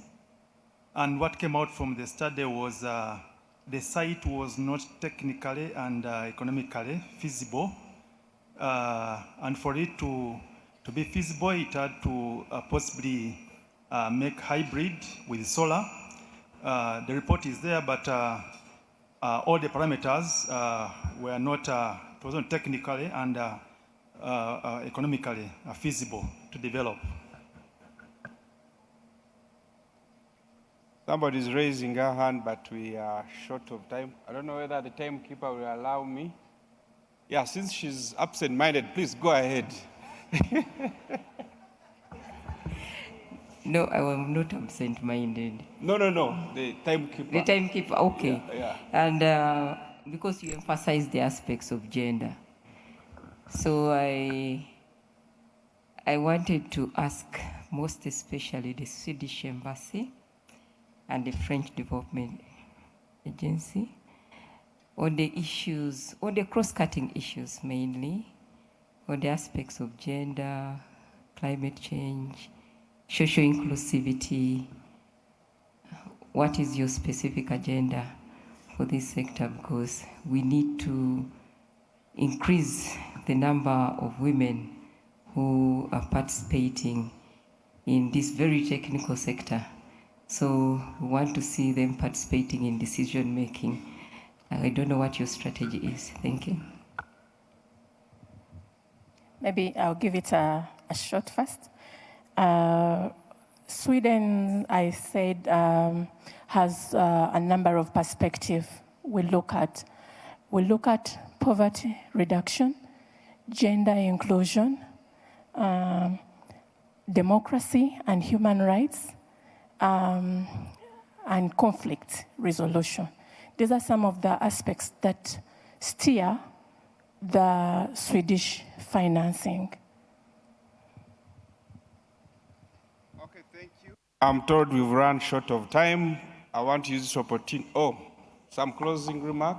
Well, I've been also asked to answer the question about cross-cutting issue, and so I just want to mention very quickly two things. That the question of climate change is critical for all of interventions, including in the energy sector, but not only. Every intervention of Group AED in Uganda, we're looking at it on through the lens of the climate change and how we can support the adaptation to climate change in whatever activities. And for instance, here in energy, we're talking about clean cooking, which is also a way of addressing the gender issue, because we know that a lot of the chore of going to chop up the charcoal is incumbent to the women that are working also around the charcoal all day long. So this is a way also of addressing this issue, but not only. And we are in another line of our business. We are also supporting public bank and private bank actually also through line of credits that are also aiming at supporting SMEs and especially women-led SMEs.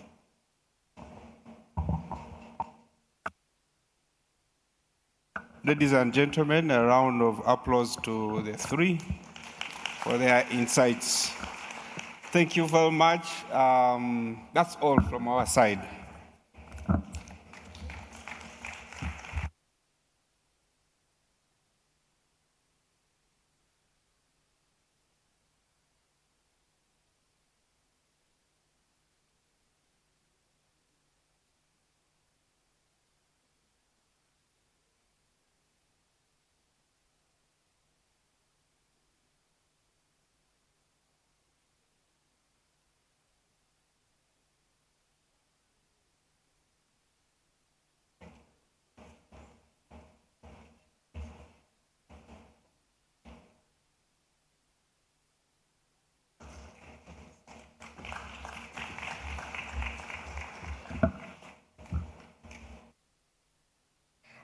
Thank you, Commissioner, for chairing that session and your panelists. Ladies and gentlemen, we are towards the end of this session. Today we have been reviewing the Sustainable Energy Development Program performance, looking at the journey from NDP 3 to NDP 4 and the road ahead. And who better to take us there than the Permanent Secretary of the Ministry of Energy and Mineral Development. A round of applause for Engineer Irene Batebe, who will also be a bridge to our official opening session.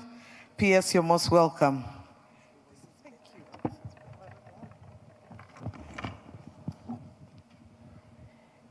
Your Excellencies, the ambassadors who have just joined us, you will allow us to close this session and we'll transition to the opening of the Renewable Energy Conference. Your Excellency, the High Commissioner of the United Kingdom to Uganda, we've been in a review, our annual sector review for the Ministry of Energy and Mineral Development. So we'll be joined by the Honorable Minister as we prepare for the next session. So for today's session, we have had invigorating discussions, but critically as the ministry we've heard from our stakeholders. In the Ministry of Energy and Mineral Development, feedback is key. It's key for our performance improvement. We are always on a journey for continuous improvement. I will use this opportunity to also announce the arrival of the Honorable Minister of Energy and Mineral Development, who was here with us in the morning, opened the sector review, went to Parliament, attended a meeting at the Prime Minister's office, and is back to this conference.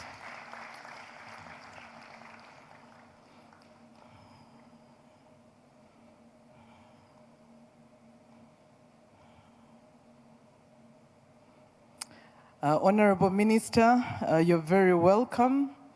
You found us closing the program's review that we're having today as we start the transition into the opening of the Renewable Energy Conference.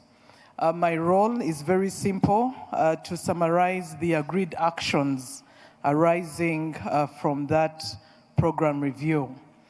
Honorable Minister, following your opening in the morning, we had several discussions. We had a sector performance review presented by the Ministry of Finance under the Budget Monitoring and Accountability Unit of the Ministry of Finance, but also the monitoring team from the Office of the Prime Minister, chaired by the Deputy Head of Public Service. We then had sessions where the sector captains of the industry, the commissioners, but also the managing directors made similar presentations and outlined the strategies of the ministry. You found when we've just concluded a very interesting discussion from our development partners comprising of the World Bank, but also the French Development Agency and the Swedish government that are supporting us in a number of sector interventions.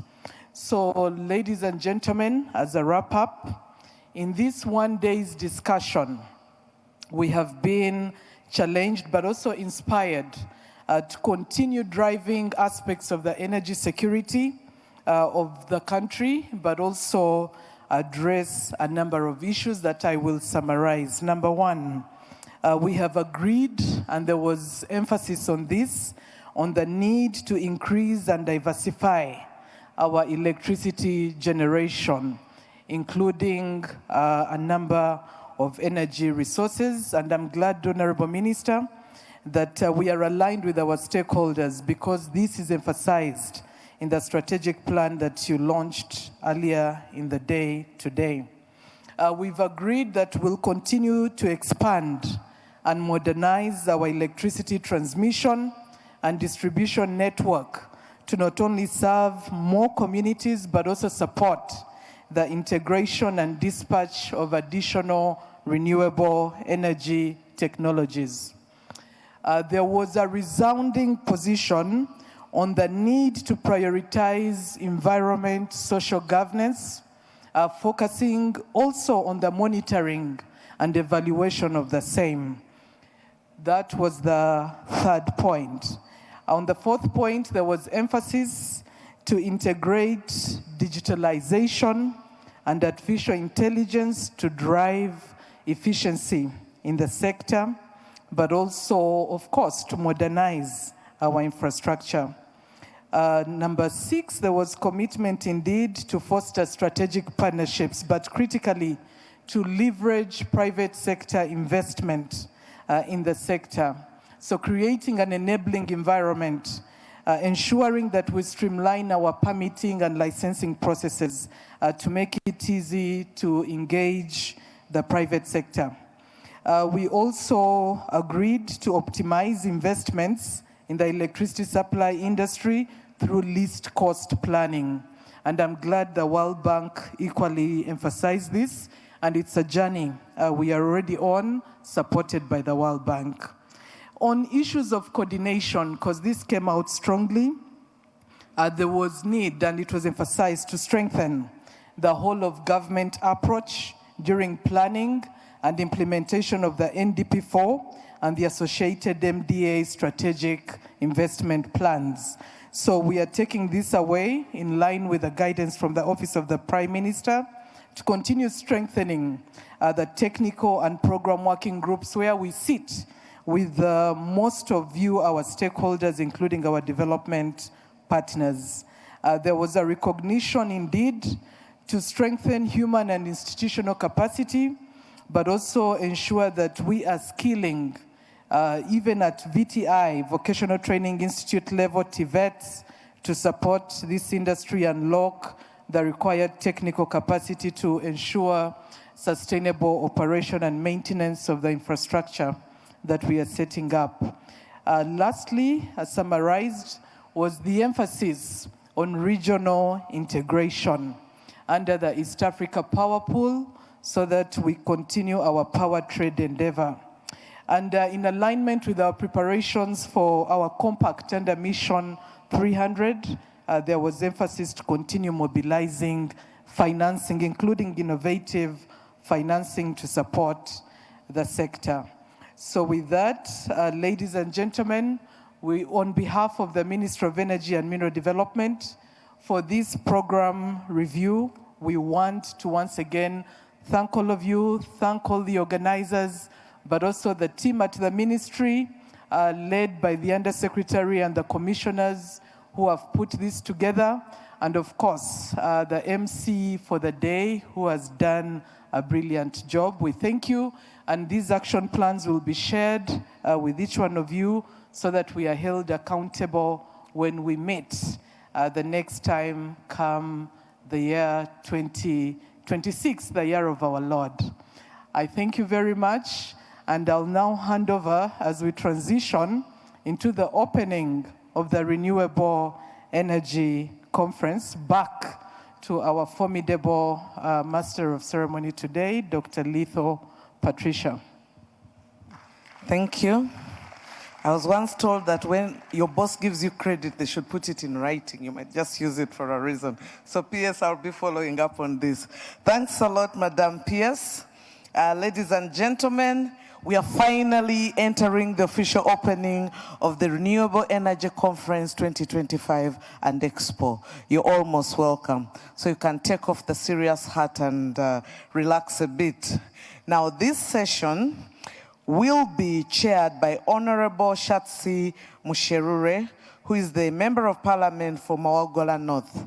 And just as she makes her way here, I would like to announce the presence of our, what would I call them? Our special guest, Her Excellency Lisa Chesney, British High Commissioner. You're most welcome. Once again, Mark Troyet, our country director, French Development Agency. And I've been reliably informed that we also have Her Excellency Maria Hackenson, Swedish Embassy. Thank you. And I think we also have His Excellency Mose Salim, Egyptian Ambassador to Uganda. He's possibly on, oh, thank you, you're most welcome. Ladies and gentlemen, allow me to hand over to the session chair, and also the good news that we shall be launching the clean cooking during this session. Thank you so much. Thank you very much. Our guest of honor, Honorable Minister Ruth Nankabira, Your Excellencies, the ambassadors present, members of Parliament, the Permanent Secretary for the Ministry of Energy and Mineral Development, our dear guests in your various capacities here today, ladies and gentlemen, good afternoon. I am Shatsi Mushere, Member of Parliament for Mawogola North, which is in Zimbabwe District. And it is a profound honor to welcome each one of you to the opening session of the Renewable Energy Conference 2025. What we have here today is not just yet another meeting. It is a critical convergence of policy, finance, technology, and even global commitment, all focused on accelerating Uganda's transition to a clean energy economy. The momentum we build here today must translate into tangible results, which will improve the lives of millions of people. As a Member of Parliament and a member of the board of the National Renewable Energy Platform, NREP, I have had the privilege of witnessing and directly participating in the impact of sustainable policy at the grassroots level. My work is guided by my conviction that renewable energy is not just a luxury, but a fundamental pillar of development, especially in rural and underserved communities. In my own constituency, I have been proud to oversee several crucial endeavors, and I would like to thank the Ministry of Energy for the partnership that I have, partners I've worked with from the ministry. This includes spearheading a biogas clean cooking project, which is transforming household health and reducing the reliance on biofuels. I've also collaborated directly with the Kingdom of Buganda through NREP on the successful launch of high-efficiency electric pressure cookers. These initiatives are designed to make energy affordable and practical for every home. Furthermore, I have actively engaged with the management of the Uganda Energy Credit Capitalization Company, UECCC, before to secure support for public institutions in hard-to-reach areas. This collaboration has been vital in providing essential solar lighting to schools, health centers, and administrative units within Mawogola North, ensuring that darkness no longer impedes education or critical public services. So my experiences on the ground confirm that when policymakers and implementing partners work together, sustainable energy access is achievable. I have the profound honor to introduce to you now our leaders for today who will be speaking with us, a panel that represents the perfect fusion of public service, local execution, international partnership, and private sector innovation. These individuals are leading the charge to drive our energy future, and I'm delighted to introduce them to you. We will start with a 6-minute video from Mr. Roy Baguma. He unfortunately cannot be with us, but has sent a 6-minute video which we'll now get to watch. The UECCC is pivotal in bridging the financing gap for renewable energy projects, and Mr. Baguma's leadership is ensuring that capital reaches the most impactful programs. We'll then listen to Her Excellency, Madame Lisa Chesney, British High Commissioner in Uganda, the UK's commitment to clean economic growth and climate resilience is crucial, and we are honored to have the High Commissioner share the British perspective on energy support. I will then hand it over back to Engineer Batebe Irene.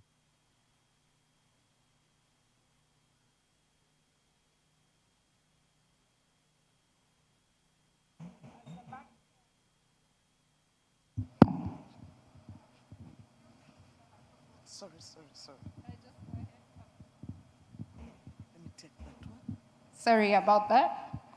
Okay, Engineer Batebe Irene will take it on from there, the Permanent Secretary. As the backbone of our national energy policy, the Permanent Secretary provides the vital governmental framework necessary to license, regulate, and scale all our active energy ambition. So, ladies and gentlemen, the experience and expertise we have here today is formidable. They all clearly possess the capacity to translate our national goals into actionable, funded, sustainable realities. I therefore hereby encourage a robust and open dialogue, and I welcome you once again to our annual expo, the Renewable Energy Conference 2025 Expo. Welcome, and let us listen. Thank you.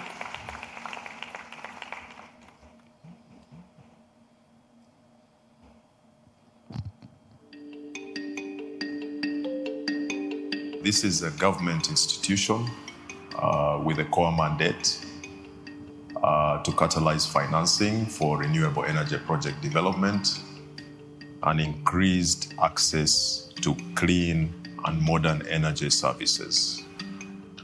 The company pools resources, majorly grants, from development partners and the government of Uganda to be able to channel the same towards renewable energy development and access programs. We had passion for farming, and we had some small space.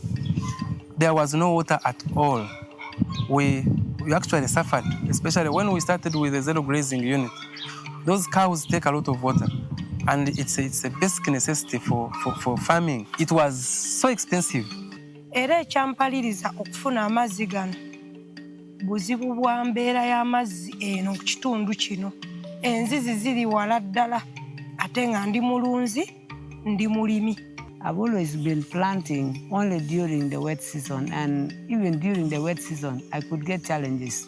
There would be a time when I'm stuck and I could not go ahead. And because of abrupt sunshine. Our key partners are financial institutions and energy service companies dealing in off-grid solar, clean cooking solutions, and productive uses of energy such as water pumping, irrigation, water heating, refrigeration, and grain milling. The demand for water was high because we have a lot of mothers who deliver from here. So when they deliver, they need water. And actually, those days they have to go back, run back to their home to look for water. So nowadays, when they brought this water heater, thing has improved. Even our numbers of delivery from the time they installed. Nkafuna okumanyisibwa solar today negaba fridges. Nkanta kujebasiza nnyo wenyenka. Solar fridge ekane costing almost $1,500,000.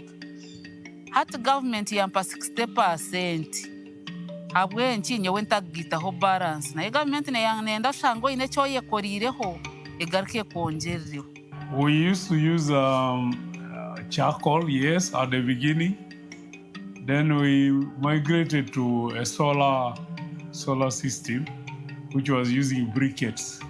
And then there was also a provision for cow dung, provision for dry leaves, anything, dry matter anyway. The previous one we were using the solar, we were using firewood. And the firewood, as you can see the background in the wall, it caused smoke, a lot of smoke. Gaso yemufunemu ebirungi bingi. Bawolingira wenalinga nkola mu byokufumba. Niwo bano omugeni nga achaire. Ayangu yantera mu speed mu ngere y'okufumba. Niwo abakate wenagejambo ndasage enku ngemu manda nkumesigiri. Ono gaso otakugwa sepiki ngotegula butegule. Kasita gaso atuka yongene banengeza na byata okabiriti.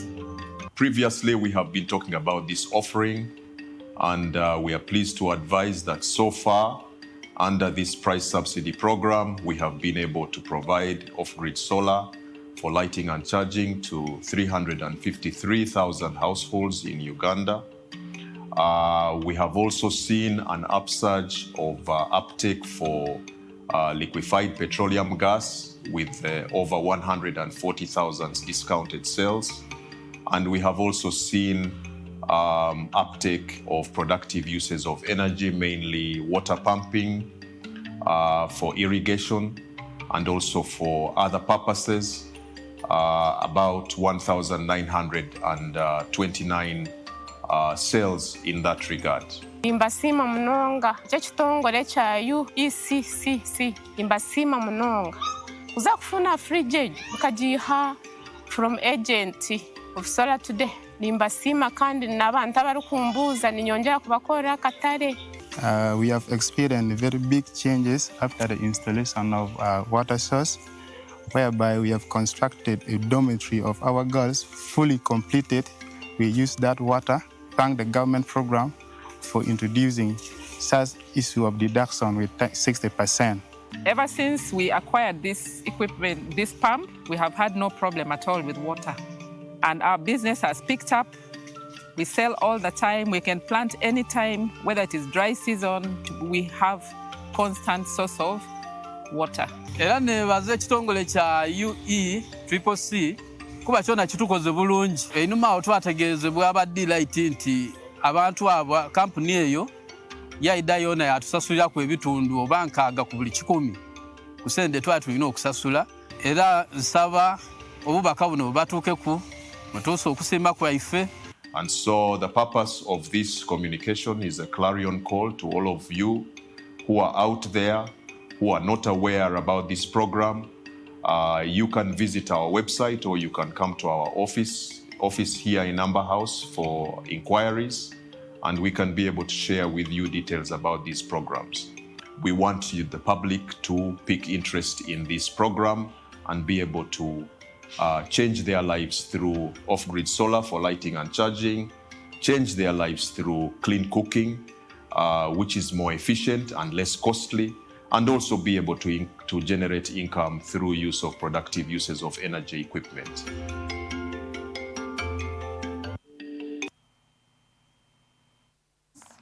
Yes. Big round of applause for UECCC. Thank you so much, Roy. It's now my honor to invite Her Excellency, Madame Lisa Cheney, British High Commissioner to Uganda. Please come and give your statement. Thank you so much.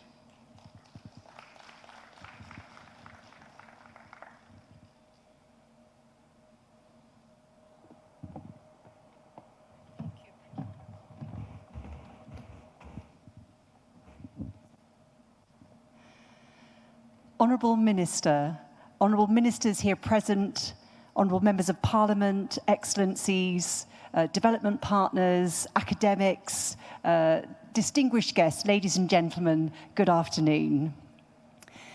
Now, it is an absolute pleasure to be here, and I have to say, Honourable Minister, it's an honour to be sharing this moment with you. I'm going to try and keep my speech relatively short because I am the warm-up minister, the warm-up act for the minister, so I'll try and keep it brief. But the reason why I feel this is an honour is, Honourable Minister Dr. Ruth, your vision, your leadership and your commitment continues really to shape Uganda's energy future, and I find that really inspiring. I know many people do here in the room. And I have to tell you, the Minister and I have cooked matoke together, we've worn gamesis together, we've eulogised about electric pressure cookers together as well. And she's teaching me what it means to be an ambassador, not just for the UK, but also for clean cooking as well. So, Honourable Minister, I'm learning. I can tell you that my matoke needs a bit more work, but she's given me tips. And I'm excited to be here as well because REC, the Renewable Energy Conference, keeps getting bigger and better, doesn't it, every single year. And this is a conference, it's not a talking shop, it's a place where deals are struck, where partnerships are forged. And we deliver together the energy and the infrastructure that's driving Uganda forward and driving that tenfold growth. Since REC 24, we've seen new partnerships between the National Renewable Energy Platform and Uganda's kingdoms and religious leaders, bringing clean cooking messages through those critical cultural institutions into hearts and into homes. We've seen GridWorks pilot Uganda's first electricity transmission public-private partnership. And we've seen the establishment of the Clean Cooking Unit that we're going to be launching today. And the launch also of the Climate Finance Strategy and the framework, the regulatory framework for carbon projects and trading, unlocking hundreds and millions of dollars of investment into Uganda's climate and energy transition. And these achievements, from a UK perspective, are symbolic of how we want to work. They're about partnership, they're about innovation, they're about investment. Gone are the days when donor partners would be funding mega projects, often of their own creation. Today, we're partners and we're investors, leveraging private capital, PPPs, smart policy, cutting-edge expertise to deliver the government's vision and the government's priorities. Now, I have to tell you that I've always had a soft spot for this conference. Last year, I stood here, or somewhere very similar, and I was 3 weeks into my posting. I'd literally just arrived in Uganda. Now, I think a year later, I don't know if I can describe myself as a Ugandan. I feel like a Ugandan. This feels like my home. I'm fluent in what is the real national language, which is the language of food. I always make sure in my meetings there's decent food. I've learnt that from my Ugandan colleagues. I keep my cool in a Kampala traffic jam. I know that an event that says it's going to start at 6, there's many different interpretations of 6 o'clock. So I think I'm becoming Ugandan. And I've seen really that the warmth of the Ugandan people could really power the whole country. So I've learned a lot in a year, and I've seen a lot can happen in a year, and particularly actually in the energy space, thanks to the vision of Dr. Ruth, Honourable Minister Ruth, and her team. This fifth conference, this fifth Renewable Energy Conference, is a chance to reflect on how UK and Uganda have worked together over the years. And I would say that Uganda's journey, Minister, under your leadership to a modern, inclusive, sustainable electricity sector is really a model for other countries. It's a brilliant example to me of how government and private sector can work together when they're in an open, well-regulated market. It actually attracts in private sector investment into generation, into transmission, into distribution. And I'm proud to say, having looked back on our work together, that the UK's been a steadfast partner every step of the way, and we continue with you on this journey. Ours is a story of partnership and collaboration. And this story, like all good books, it's got lots of plot twists, it's got strong characters, and the best chapters are still ahead. Chapter 1 of this story began back in the 1990s when Uganda undertook one of the most ambitious power sector reforms in Africa. With support from the UK and other partners, the Uganda Electricity Board was unbundled, paving the way for a liberalised electricity market, laying the foundations for creation of the Electricity Regulatory Authority era. The UK played a critical role in shaping this market. We supported early public-private partnerships in electricity generation and distribution. Chapter 2 in our story saw a particularly significant milestone, the Umemi concession back in 2005, which marked Uganda as the first Anglophone African country to privatise electricity distribution. Now, this was backed by the World Bank and the UK government, and Umemi invested over 700 million in network upgrades and customer connections over 2 decades. In the third chapter of our partnership to catalyse private investment in 2013, the UK co-funded the Get Fit Uganda programme together with Germany and with Norway. And that innovative, results-based financing mechanism helped fast-track 17 small-scale renewable energy projects with a combined capacity of 158 megawatts. It mobilised $450 million of investment and increased Uganda's energy production by 12%.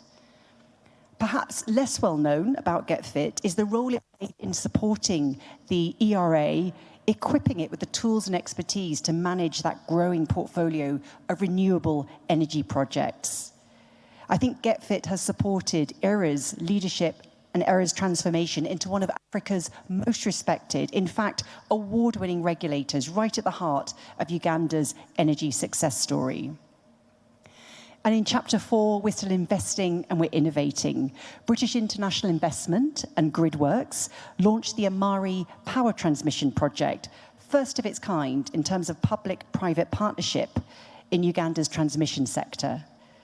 With £90 million of investment, the project is upgrading key substations to unlock renewable energy and unlock industrial growth across the country.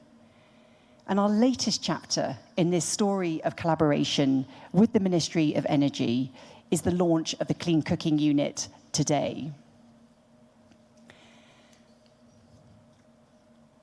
Now, the reason why we're supporting the Honourable Minister Ruth's Clean Cooking campaign, it's not just that because as a minister and a canon, Dr. Ruth is very persuasive, and it's very hard to say no to her. Who in her team has experienced that? It's quite difficult, isn't it? But it's not just about that. It's not just about that. The reason why we're supporting, and you will hear the Honourable Minister speak later, is because this really matters. Over 80% of Ugandans still rely on biomass for cooking. And it's not just an energy issue. It's a health issue. It's a gender equality challenge. It's a climate concern. It's a nature crisis. I was looking around these excellent exhibition stands earlier, and I'm going to be excited to go back later on this afternoon. But just hearing from at ECOCA, East Africa, who are doing larger scale EPCs and solar cooking, she talked about how 42 pitches, football pitches of forest cover are lost every single day. So when I say a nature crisis, I mean it. Uganda, under Minister Ruth, have got a bold ambition, and that bold ambition is to transition 50% of the population to clean cooking by 2030. It's ambitious, but it's achievable, and it's essential. The unit and the UK's clean cooking programme are not just about numbers of cook stoves or about technicians or behaviour change communications or trainings completed. All those things are really important. But what's making other countries pay attention to Uganda is how the unit is supporting government-led leadership of a national shift in energy from biomass to clean methods like electricity.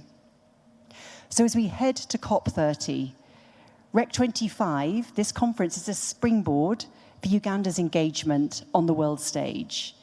We will keep working with Uganda on NDC delivery, on climate finance access, renewable energy generation, transmission and distribution, and of course, clean cooking. So let me close by just saying congratulations, Honourable Minister, for your leadership and of your ministry, to all of the NREP team, to everyone that's involved in the launch of the Clean Cooking Unit. We are hugely proud to be your partner in this story. And may the next chapter in our collaboration be even more exciting and electrifying than the last. Honourable Minister, ladies and gentlemen, thank you.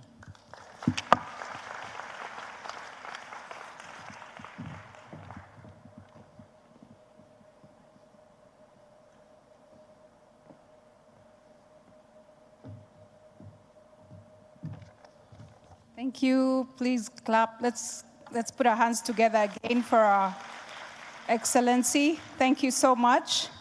I now have the honor to invite Honorable Minister Okasai Opolot, Minister of State in the Ministry of Energy and Mineral Development. Please come and give your opening remarks. Thank you.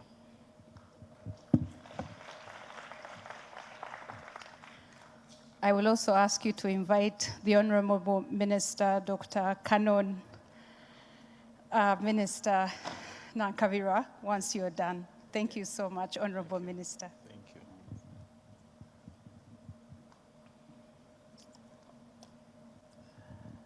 I'll stand on the protocol that has been established.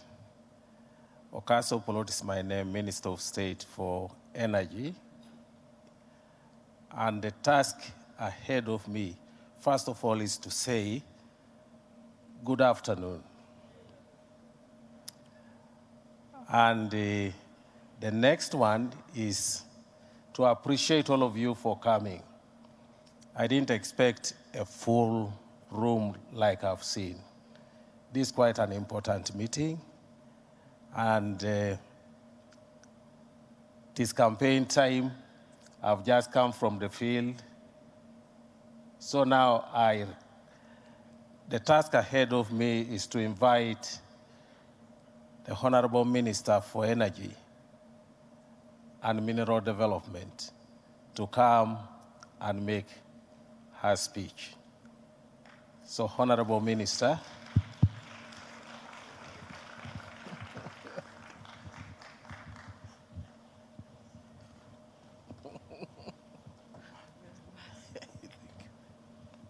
Okay.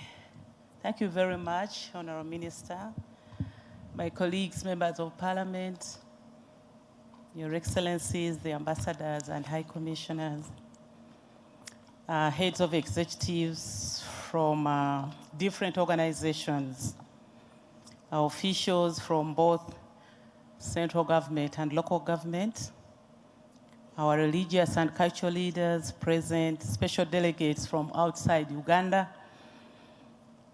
our colleagues from the Fourth Estate with whom we've been walking the journey. Ladies and gentlemen, good evening, good afternoon to you all. I am so happy that I have made it again. I was here in the morning, the PS instructed me to be here at 8:30. She's my whip. And I want to thank her and the entire team for making my work visible. Otherwise, it would have been different. I am coming from Parliament, where we have been with Honorable Okasai. I left him to go and attend a meeting in the office of the Prime Minister. I bumped into another meeting on energy transition, but the last meeting was tough. It had all the leadership from Nakasongola, where I was with Her Excellency Lisa, and the topic was nuclear energy development in Nakasongola. So the meeting has been long, but I'm so happy that it has taken place. If there are delegates from Nakasongola, just be assured that we will do all it takes to make sure that the people and the communities in Nakasongola are settled and that the project is not affecting negatively on any person, but the need to generate more power is something that we have to align ourselves to, all of us. Nuclear energy for peaceful use is the way to go for Uganda. Our potential is about 24,000 megawatts. And if we are to achieve our generation strategy of 52,481 megawatts by 2040, then we have to utilize the resources that God gave us. So I'm happy to be here to officially open the Renewable Energy Conference and Expo of 2025.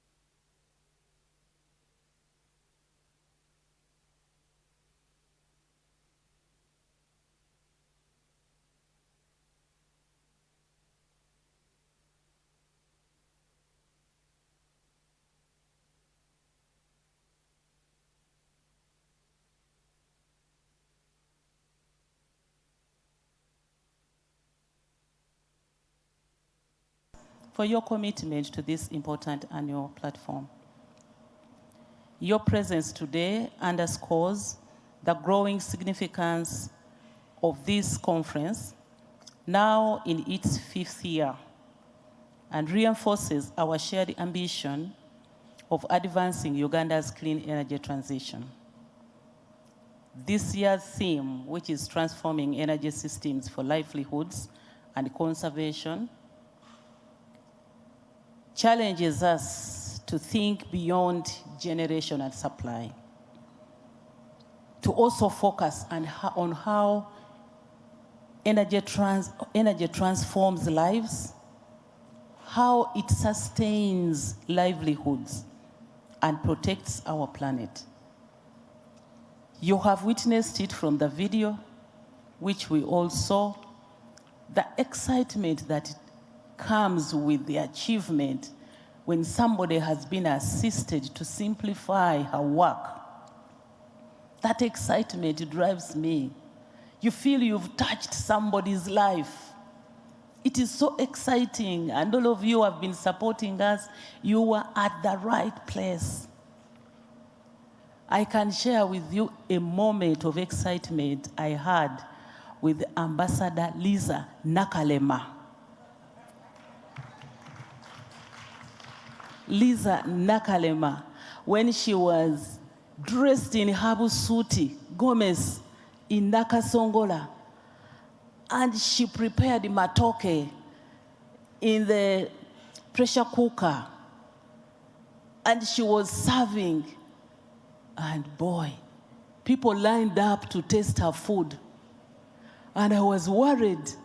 The lines were too long. Everybody was excited to eat the rice that was cooked by the Bishop of Ruero Diocese. The rice, and the bishop was there with the wife. And I told the wife, Mama, let the bishop cook. I think the wife was on the commitment she vowed to take, to really cook for the bishop. I told her, leave the bishop alone to prepare rice for the flock. It was exciting to see you, Ambassador Lisa Nakalema. She was baptized in Nakalema. She was baptized in Nakalema because of the busuti, which she wore very, very well.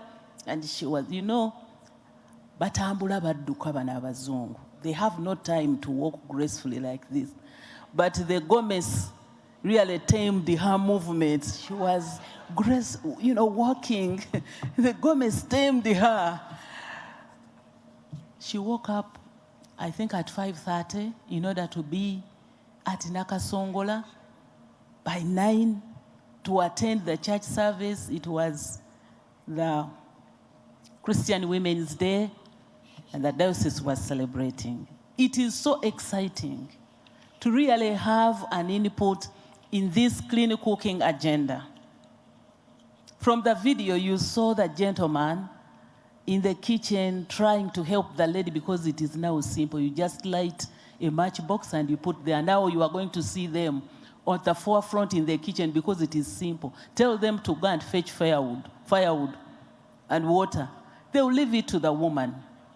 Now this is bringing love in the kitchen.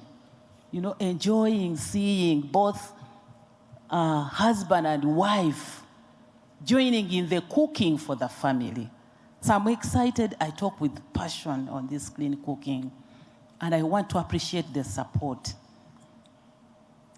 So this year's theme of transforming energy systems for livelihood and conservation is timely. I told the people of Nakasongola, I reminded them that at one time they won a medal of being the first district in banning charcoal, Nakasongola. And I asked them whether they still have trees now as I speak to cut and burn charcoal. They said no. Those trees are no longer there. So conservation is very critical. Conserving the planet, but also conserving me as a person. Save me from inhaling CO2 with our children at our backs, women in the kitchen with the little ones waiting to be served. They are always sharing the CO2 from the kitchen. So it is, I talk with passion, and I sincerely want to thank you very much. Last year I was here, and I spoke about consolidating our gains and aligning our progress under National Development Plan 3 to inform the program in the new development plan, National Development Plan 4. I am pleased to note that this vision has taken shape. We are being recognized internationally as champions of clean cooking and conservation of our planet. I congratulate my team. Congratulations. My team led by my permanent secretary, who is a lady, Irene Batebe, and the undersecretary, who is a lady, Madame Grace, and all the ladies. If I mention the ladies in my docket, the men will not like it, but we are there for you men. Because we are your mothers, we are your wives, we are your daughters, we are your sisters. When your sister, daughter, wife, mother is the one at the serving table, you can choose to relax because you know that you will not be forgotten. So I am now seeing a translation into the real socio-economic transformation. I am seeing a shift from plans and ambitions to accountability by integrating a structured program review into this year's conference. As we take stock of our journey, I am proud to highlight progress made in several key areas. I know that you have shared where I was not, but let me say that we have continued to add on our generation of electricity. Recently, I commissioned the Nyagak 3 of 6.6 megawatts hydropower. This is great. Right now, the people of Western Nile are happy. They are constipated of power. They cannot utilize all the power that the potential has for them. So it is now their duty and obligation to make sure that they use this electricity. On solar power, we have the 20 megawatt plant in Konje. We also commissioned Ituka solar plant in Madiokolo, being developed by Amea Power.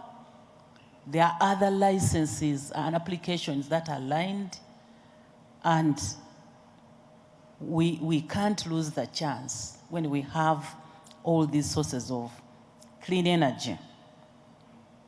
On electricity supply systems, we have advanced sector reforms, we have reduced tariffs, and we have added over 200,000 new connections on the national grid. And we are continuing to do so because we have our free connection policy as a country, as government, where people who have been standing with electric poles in their compounds because they can't purchase a meter, which was about $200 for connection, 730 or 750,000 Uganda shillings. We now removed that for as long as you wire your home. You will only pay 30,000. You will only pay 30,000 for somebody who is going to inspect. And you don't give it to him, you just pay through the system. And inspection is done, and once we are satisfied, we connect you freely, the meter and the Solido. And if you've not done proper wiring, we will not make you to pay again. No, you will still wire, and somebody will come and inspect on the 30,000 that you paid. So this is something that is seeing us adding on more connections. Then on energy utilization, growth is about 10%.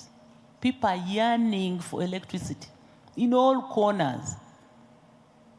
Members of parliament have lost primary elections because the villages need power, and they are looking at this poor fellow as somebody who can get power from Kampala to their villages.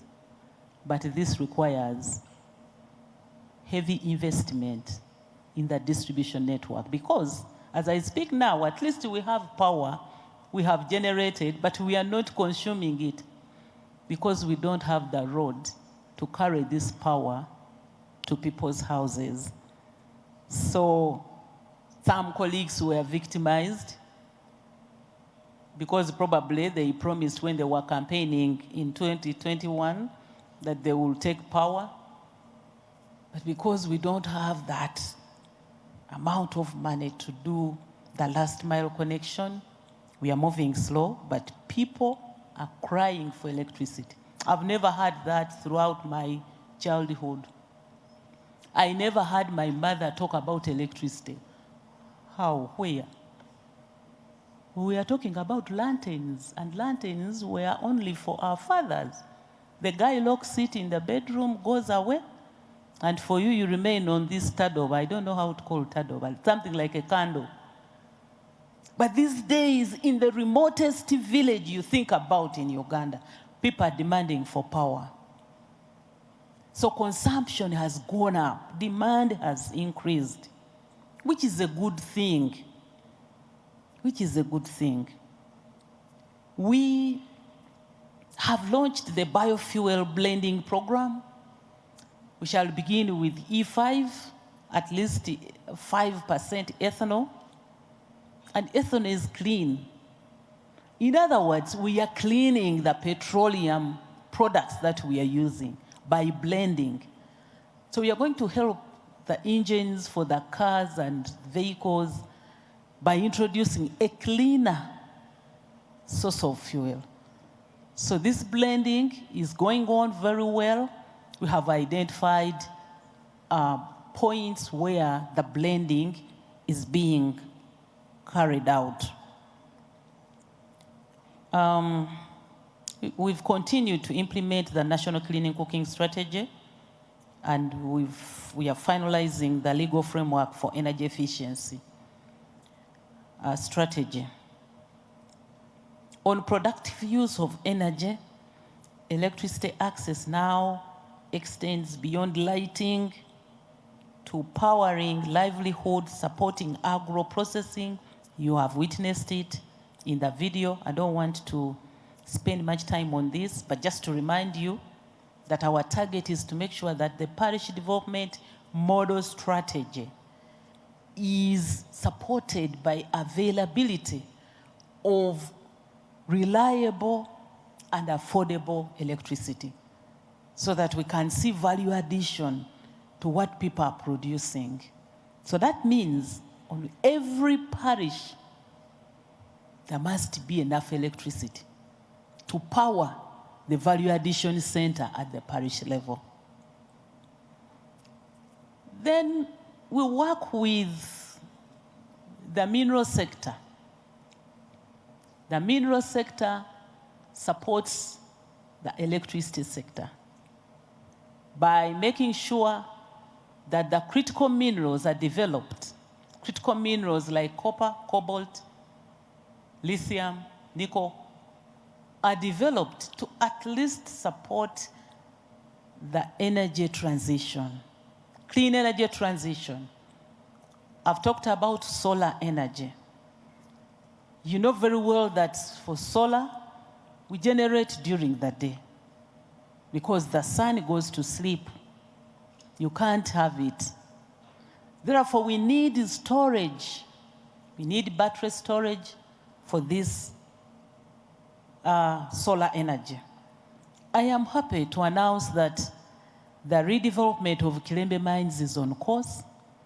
The investor was identified. The mineral production sharing agreement was signed between Uganda National Mining Company and the developer, Sarai Group, and they are now finalizing on the implementation agreement, how they are going to work together. We expect a lot from Kilembe Mines. We also expect a lot from other minerals. To our development partners, thank you. Thank you for walking this journey with us. To the private sector, Uganda welcomes you to co-create solutions and seize the vast opportunities in clean energy. We opened the sector by law to private sector, by law. Remember, we amended the 1999 Electricity Act in 2022 and opened up the sector. So we welcome you to seize this opportunity. And to our communities, let us embrace clean energy as the pathway to sustainable households and livelihoods. Clean energy comes with that energy which you cannot even explain.